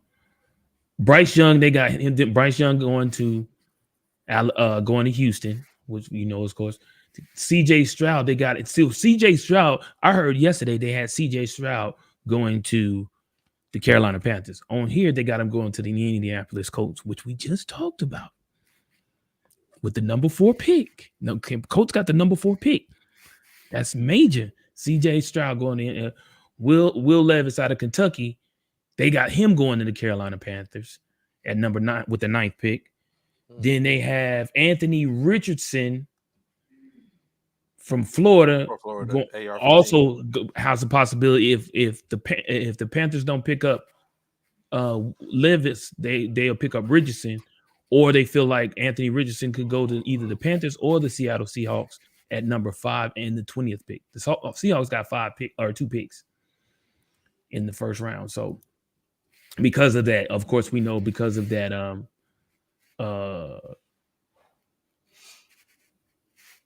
trade. We all know because of that trade, but I don't know, man. CJ Stroud, him going to the Panthers, that was the one I was mainly talking about. That's wrong. Washington's getting on quarterbacks first round. That's wrong. Washington's getting a cornerback first round. That's what you hope. Because are you satisfied with Carson Wentz there, Anthony Price? Are you sound like you must be satisfied with Carson Wentz, huh? You know what? I can't wait, Bishop. To find out when we play. We got to go back to y'all home, but we play y'all next year. Y'all don't want them problems. Can't wait. You don't want them. Y'all don't want them problems. We play y'all in Philadelphia. We play the Cowboys in San Francisco. So if Wentz won't be on the team, who's going to be your quarterback? AP Taylor. Fred. I mean, Good luck with that. Heineke and Taylor. Heineke or Taylor. Oh, okay. Okay. So you know what? I was looking at Bishop, and which is funny, right? 'Cause especially Mm-hmm. we just came out of. Oh yeah, Sam Howell. That was he's Mm-hmm. okay. I remember. So I was just looking at this, right? Mm-hmm. So in all your years of playing fantasy football, Mm-hmm. have you ever been a part of a league or something where the end state of the league was to do something egregious for the loser, overall loser, for that said league? Have you ever been a part of that? Mm-mm. So it's funny, right? So I have not either, and and it was interesting because had I been, I would have probably been the person doing this a couple of times. I don't know. Well, this year, maybe once this year, I didn't finish like dead last or anything like this. I finished dead last maybe in one of the a few leagues in which I went into. So one league has the person. The punishment is the Burger King 5 Your Way mile, in which they have to run a mile, eat eat the French fries, I think, and the nuggets, run another mile, eat the burger and do the drink and run another mile and eat the last thing. But all the miles have to be completed under 10 minutes. And A how many mile. miles is it? Basically you run 3 or 4 miles, but it has to be running over 10 minutes, and you have to eat the menu item is a prescribed menu item in which you have to eat it all under 10 minutes. That was one of them for the last one. Another one in which they seen uh was to man, did I see this one? No, I didn't see this one. Hold up, let me see. Well, not that one. Another one was the loser had to go to the loser had to go to uh I guess an IHOP or Denny's, somewhere that's 24 hours, and they have to stay there for 24 hours. They have to sit inside the restaurants for 24 hours. Now they can diminish the time frame in which they sit there for every pancake in which they eat. So it's even you sit for 24 hours or you eat X amount of pancakes while sitting there. So each Uh, pancake knocks off an hour or what? each pancake knocks off an hour. So you even sit there and pay to eat 24 pancakes, or or you sit there for 24 hours, or you sit there for 12 hours and eat 12 pancakes. But basically, he was telling the woman like, "Hey, just understand. I'm going to be here for a while. I lost the bet. I'm going to be here for 24 hours. So if you see me, don't be alarmed. I'm going to be here." So it was even. So he ate a stack of three pancakes, and which knocked off 3 hours. So he still had 18 hours. So I think 15 hours because he had been there for 2 hours. But he was like, he's like, I'm already starting to feel it. So even him eating the 3 stack of pancakes was a problem. So he couldn't deal with that. Another one. Oh man, I can't remember the other one. So in all that, so I have of course, what it has is some other ones. What, like I said, the waffle challenge was one. A A waffle calendar, challenge. yeah, a waffle challenge where they had to eat these uh, huge, these huge stacks of waffles. They had one was the calendar photo shoot where you you basically do a calendar photo shoot for the loser, for being the loser. You had one was the wing challenge, a blazing hot wing challenge. Mm. I definitely wouldn't be able to do that one. You had one where they had to get a tattoo. Uh, there was one to where you had to have dinner for two, but the other person that was there was a blow up doll or a stuffed animal that was your date. What? So yeah, you brung your date in and you sat your date down and you ordered for your date and all that type of stuff. Uh, they had one where you had to get a full body wax. And there was one where they had to take an SAT. You had to go back in and take an SAT. Oh. So, what do you think could have been the most egregious or what's the most interesting fantasy football for the loser could have been? What's the one which you could have came up with to what you would be like, oh, that would have been great. Let's say in our fraternity joint, because we can that's more attainable because we are usually all in the same place at the same time. What do you think could have been something which everyone agreed to do? Is like, oh yeah, for sure. The tattoo was there. Is the choice of the the person that's not well, getting no, it's a choice. It's, so everyone else comes up with the tattoo, and which I would think we come up early because he's like, you just got to know, like, okay, I'm not going to get the tattoo for no wax stuff. And which I'm very sorry because in our league, in our fraternity league, we would definitely have to come up with some rules because if I sit up and get a last place finish because people did some finagling and some BS, I'm gonna be hella hot. Like, yo, like the stuff that they be pulling sometimes, I'm like, nah, man, we can't do that. We cannot do that. We gotta sit up and keep it above board. So what do you think would have been the most egregious situation that could have been done? Getting the Cyro Kai crest tattooed on them. Yeah, that would have been dirty. That would have been mad dirty. That'd have been mad dirty. Yeah, I think that would have been probably Oh my goodness, that would have been crazy. But okay, what I don't think they would agree to that. What else could have been?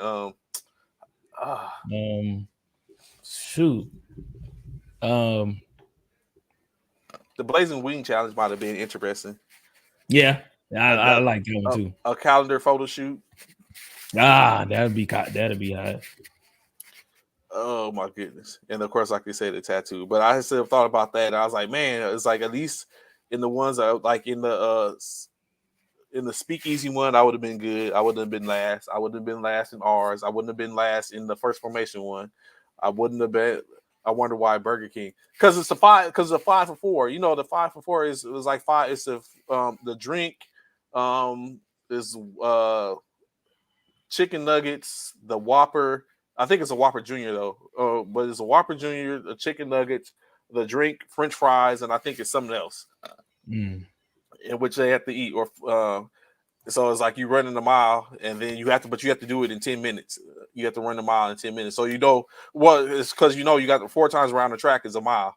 So you got to run around the mile 10 minutes, but you got to eat. So you got to be quick around the track, and then you got to come and scuff down the food, and then get around all under 10 minutes. Yeah, that would have been. Yeah, I think that would have been crazy. So that would all interesting enough.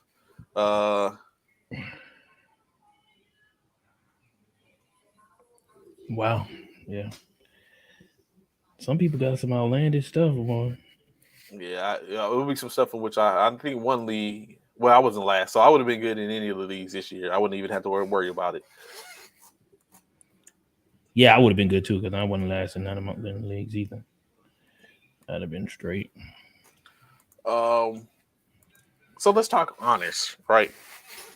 We can Let's do talk this a little early. Honors, NFL honors. Oh, okay. Of course, we have 1, 2, 3, 4, 5, 6, 7, 8 honors of trophies to be presented this year. In which we've talked about before, but now we're at the end of the season. We can bring it up and talk about it one more time since it's going. We probably would talk about this on Friday. Not going to be on tomorrow. It got a formation to get to or some stuff to do. So, but then we here Thursday as we've been talking about, which we'll see the stuff coming up for that. So let's talk about this now, Bishop. So we have assistant coach of the year. I'm going to give you 3 names, and you tell me who you think is going to actually get this as the finalist for assistant coach of the year. Okay. 3 names we have. We have Ben Johnson, the Lions offensive coordinator. Okay. You have your own Shane Steichen. Is it Steichen? Steichen, yeah. The Eagles offensive coordinator. And you have D'Amico Ryans, defensive coordinator of the 49ers. Who wins offensive coach of the year? Assistant coach of the year. Steichen. Why Steichen? Their record. Why Steichen? I just told you their record. Stop it. Speaks for That's That's enough. enough. Yes. What else do you need? Steichen would not be my choice. Of course it wouldn't. Of course I'm not going to even say. D'Amico, See, there you go. There you go. I'm not going to right? even say. I'm not going to even say D'Amico would necessarily be my choice. Who would be your choice then? D'Amico would be my choice over Steichen Why? because D'Amico defense. Defense what? Y'all defense got They was the number one. Do not do that, Bishop. We're not going to do that. We're not going to do that. We know why the 49ers lost. We know why the 49ers lost. We know why the 49ers lost. They lost because of our defense. It was no. They lost because of our defense. No, they lost because of our injuries. No, which was caused by what? Our defense. One person on y'all defense caused a injury. 2 injuries. 2. Let's not act like the second injury was really going to make a difference. Honestly, it caused 2 injuries again, and y'all's defense did not stop us from scoring. Our defense did stop you from scoring initially. Y'all did not stop us. Y'all leaned on us. If y'all was on the other side of the spectrum, Trey. Y'all would have been 31 piece too. Anthony, Calvin, y'all hear this nonsense, man? Y'all hear this? This is what I got to deal with, man. He say I'm wrong for picking my assistant coach. I didn't pick my assistant. I'm just saying why my assistant is better than yours. I think I would go with Ben Johnson. How is your assistant better than ours? I want to know. Explain. Explain, as my daughter would say. Explain. Explain. I want to know how DeMeco Ryder is going to be the assistant coach of the year, but I think I would have went with Ben Johnson. No, he's not going to be the assistant coach of the year. How would he get that? There's no reason for him to get that. There's no reason for him to get that award. He didn't do anything. He didn't do enough. Well, he walks up and accepts it. He didn't do enough. I don't know why he would accept it because he didn't do enough. Coach of the year: Brian Daboll, Kyle Shanahan, Doug Peterson. Doug Peterson. Who you think it should be? So you better not say Shanahan. This is with no bias whatsoever. No, there's Trey. Okay, explain to me how Shanahan should be. Three. I don't care. We're talking about y'all was supposed to make the playoffs regardless. We was 3-4 at week 7. But y'all was I'm talking about pre season start. Y'all was supposed to make the playoffs. They had y'all making the playoffs out the gate, coming out before the very first kickoff of the game. They didn't have us as a second seed in the NFL. It don't matter. Then you're talking about a Doug Peterson. You're talking about a Doug Peterson who just got there and took the team to the playoffs. You don't want to give it bro. You always talk about me, bro. You are so bogus. When I just up and look at it, but you know what I'm saying. But so he say Doug Peterson. Okay, Doug Peterson. Yes. Comeback player of the year: Geno Smith, Saquon Barkley, or Christian McCaffrey. This dude here. I'm just asking the questions. This dude here. I give it to Geno Smith. I agree. I Geno, you'll say Geno did his thing. Did his thug Izzo, yes. Yeah, I give it to Geno. At first I thought it was gonna be Saquon. I think Christian McCaffrey came on too late. He stayed hurt though most of the season again. He kind of stayed healthy. He came on too late. Yeah, he came on too late. Defensive rookie of the year: Tyreek Woolen, Aiden Hutchinson, Sauce Gardner. Probably Sauce Gardner. I agree. I think that's going to be a clean sweep. Sauce came in and did his thing, talked less, did more. Stop that, Anthony. Don't sit and boost his dude head. Offensive rookie of the year: Garrett Wilson, Kenneth Walker III, Brock Purdy. Offensive rookie of the year? Yes. Garrett Wilson, who? Garrett Wilson, Kenneth Walker III, running back for Seattle, or Brock Purdy, quarterback for the 49ers. It's got to be Brock Purdy. As much as I want to go with that, you can't deny that. I think he was too late. You think he did enough to win Rookie of the Year in 8 games? 8 games in a row? Okay. You can't deny that. That's without question. 8 games. I mean, I get he lost against us, but I mean 8 games in a row.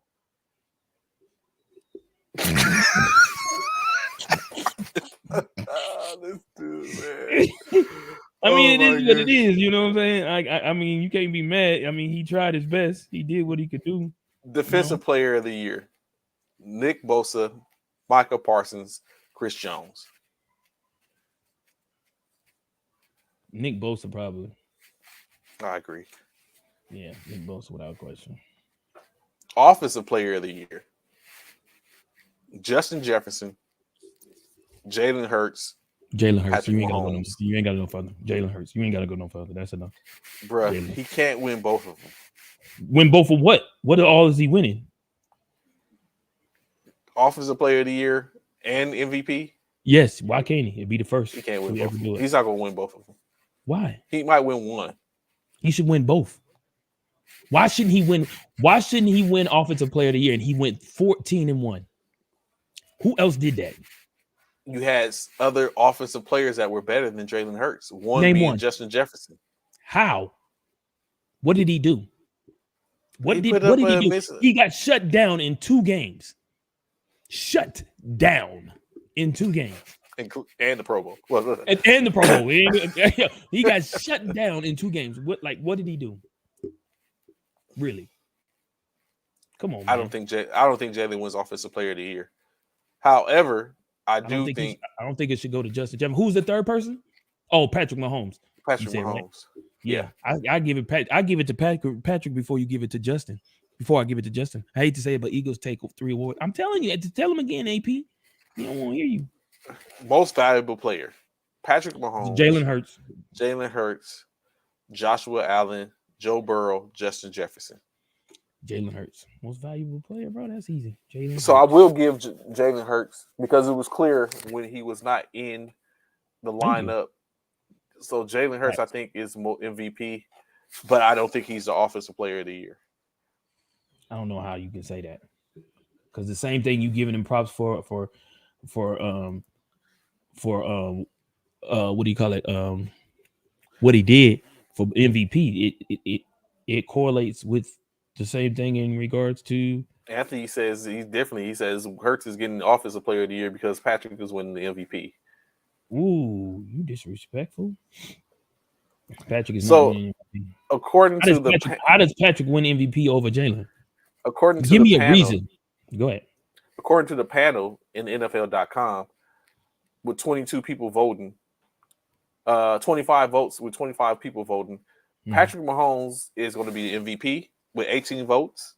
Jalen Hurts has 7 votes.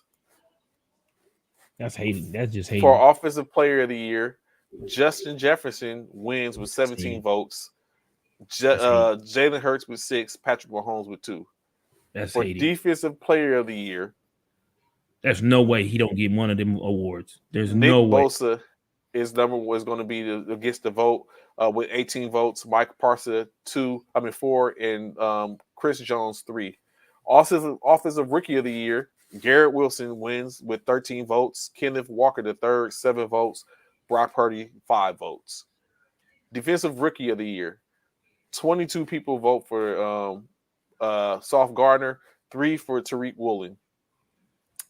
Comeback Player of the Year, 16 votes for Geno Smith, Saquon Barkley 5 points, and then Christian McCaffrey 4 votes. For Coach of the Year, Brian DeBall wins 11 votes over 9 votes for Doug Peterson. Kyle Shanahan collects 5. And then last but not least, the Offensive Coach of the Year, 15 votes for DeMeco Ryans. 8 votes for Jalen Ben don't Johnson. win nothing. And 2, so no one, an Eagle doesn't win anything. That's crazy. And they got the best record in the league, but they don't win nothing. Sometimes that doesn't make a difference, Bishop. It should. That's ridiculous. That is real ridiculous. So they don't have them winning anything. That's ridiculous. That's absurd for them not to win nothing. And there they have the best record in the league. Come on, bro.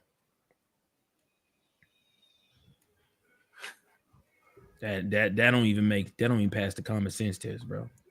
Hell, we was in 49 and had put someone in 5 categories and only walked away with 1. Y'all We had had what? We had 2, three, 4, 3. 2, hold up,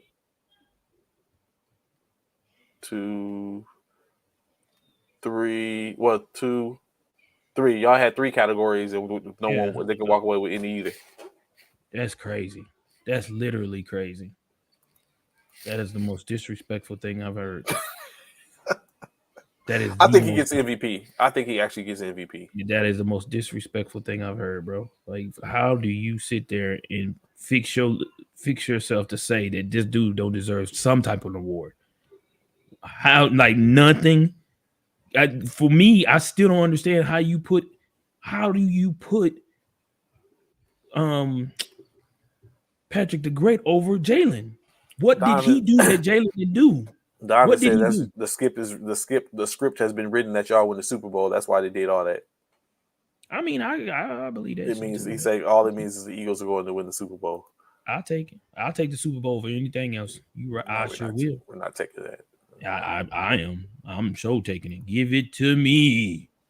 You took the game for the 49ers, so of course you would take the Super Bowl win. You sure right. You sure right. I see no lies. I sure will. Give it so, to me. We could close out with this. Mm. Sirianni is looking to avenge his firing from Andy Reid and his is that the ultimate revenge? The avenging? Absolutely, I think it is without question, bro. How's Hurts stats better than Patrick? What do you mean? How stats? Let's see. Let's look. Let's see. Yeah, I was just about to say. You know what I'm saying? Let's just end all the conversation. It's just all you gotta look. I'll look up. I'll pull up. Mind you, know this. Jalen Hurts has 10 rushing touchdowns as the quarterback. 10 rushing touchdowns as the quarterback. Let me see. Patrick Mahomes. He has 10 rushing touchdowns. Patrick Mahomes stats for this year. Let me see. 22. Let's see. Let's look.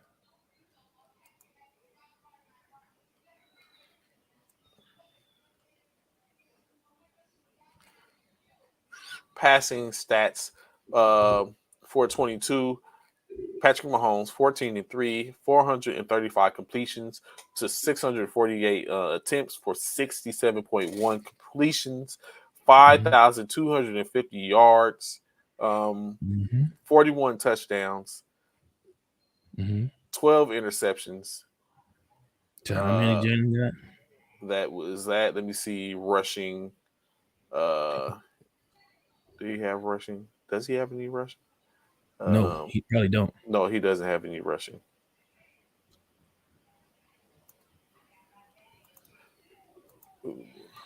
That's what I forgot to do. Let's see. So Jalen Hurts, God dang it. Completions, 435. Patrick Mahomes had 435 to Jalen's 306. Attempts 460 to Patrick's 468. Percentage, Jalen 66.5, Patrick 67.1. Yards, Jalen 3,700, Patrick 5,250. Yards an attempt 8.0 for Hurts, 8.1 for Mahomes. TDs, Jalen had 22, Patrick had 41. Interceptions, Jalen had 6, Patrick had 12. Sacked, Jalen was sacked 38 times to Patrick Mahomes 26.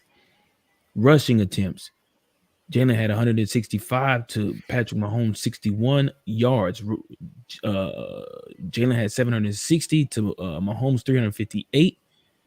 Longest, Jalen 42, Patrick 20 plus yards, 9. TDs, Jalen had 13, Patrick Mahomes had 4.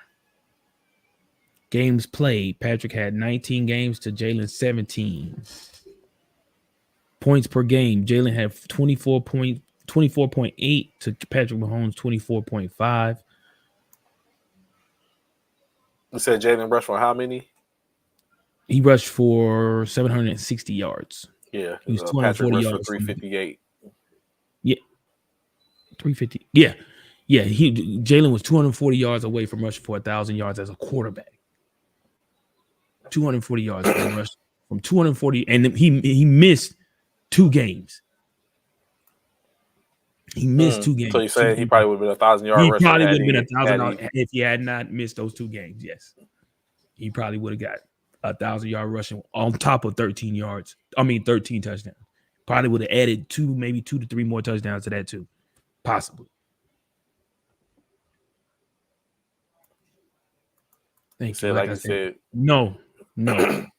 You still what are we going off of? The fact that he got some categories and Jalen got some categories too? What are we going off of? Yes, Pat got everything in passing. Jalen got everything in rushing. Jalen got everything in rushing except for one thing, and the yards per attempt. He had 4.6 yards per attempt in rushing. Patrick Mahomes had 5.9.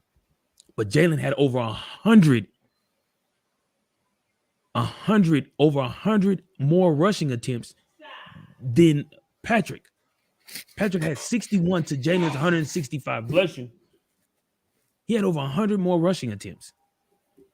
You're not saying anything. What Patrick did in passing, Jalen did in rushing. And again, Jalen was 240 yards away from being. It's not most valuable passer. Understand that, Anthony. It's not most valuable passer.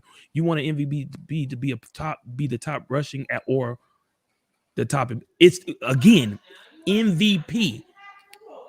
You most valuable player. So that means which guy is most valuable to their team.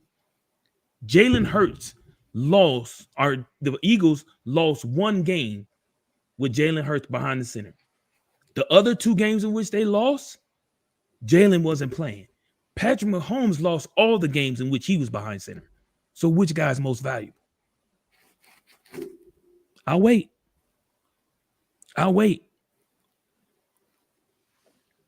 It's not about who had more passing yards, who had more rushing yards. When it's all said and done, who's the most valuable person to their team? Jalen Hurts. I think it was going to be Hurts. That's just how I look at it. But it is what it is. I get it. When you ain't got nobody from whatchamacallit put it in there from Washington, I get it. In a mighty wrestle with readiness. I can feel it grasping and clawing at the meat over my wings. We gotta do this all week, really. Unhinging, denaturing. Josh Sweat. Like ancient door latches, and if I am not cautious, my fingers will fall right out of their caskets. Oh, that's right. Josh Sweat got hurt. I forgot about that. Feel the ready rising, outgrowing the size of me. And all I can do is sit here. All I can do is be here and be ready. Well, I'm ready. I saw him ready. On the cusp of something. On the brink of something. San Francisco, on the edge, on the ledge of something. Not at all. On like a light switch, looking up at the sky. On like an eyelid, prying open for the dawn, all aflame, because I just... Exactly. Whatever, dude. Decided it was time to look up, to look on. Hey, So now, I'm ready. I'm ready. Though not at all in agreement that I am. My guts are in a clamor. My lungs are funneling gusts. My feet are playing a rudderless drum set.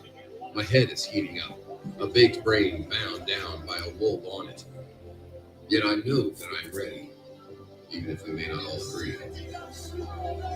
I am ready. I'm pinning down ready, raising down ready.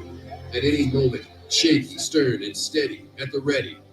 And when my legs push, I'll shoot past blaster of sky, toward the highs I set my sights on, because I know that I'll reach them. Because I know Because I know We're ready. We're ready. They're ready. Let's freaking go. Are you? Woo! Let's go. Man, that's been our time, y'all. Understand. We're ready. Time has come. Eagles, Super Bowl 57 champions. About to come aboard, bro. We greatly appreciate y'all rocking with us this morning. Most likely won't be tomorrow. Of course, we'll be back here Friday, Thursday, and Friday. On Thursday, y'all know. You see it down at the bottom. Pay attention. Friday, also, I told y'all I'm gonna have a Super Bowl. I'm gonna tell you the Madden Super Bowl between the Kansas City Chiefs and the Philadelphia Eagles. See who comes out on top. Again, I won't be playing the game. It's myself. It will be simulated on Madden 2023. We're doing the exact same thing. If it's possible, we're doing the exact same thing on NBA 2K from the picks in which Trey makes and the picks in which I make. We appreciate y'all rocking with us this morning. Be sure to catch us Thursday and Friday right here for all the goodness and greatness in which we is at. Look forward to seeing y'all then. Until then, y'all enjoy y'all week. Be safe, enjoy, love on someone, hug someone. You know what I'm saying? No Life doubt. is short. See y'all Thursday. Cyro 5 Military Fraternity Incorporated. We love you. We out.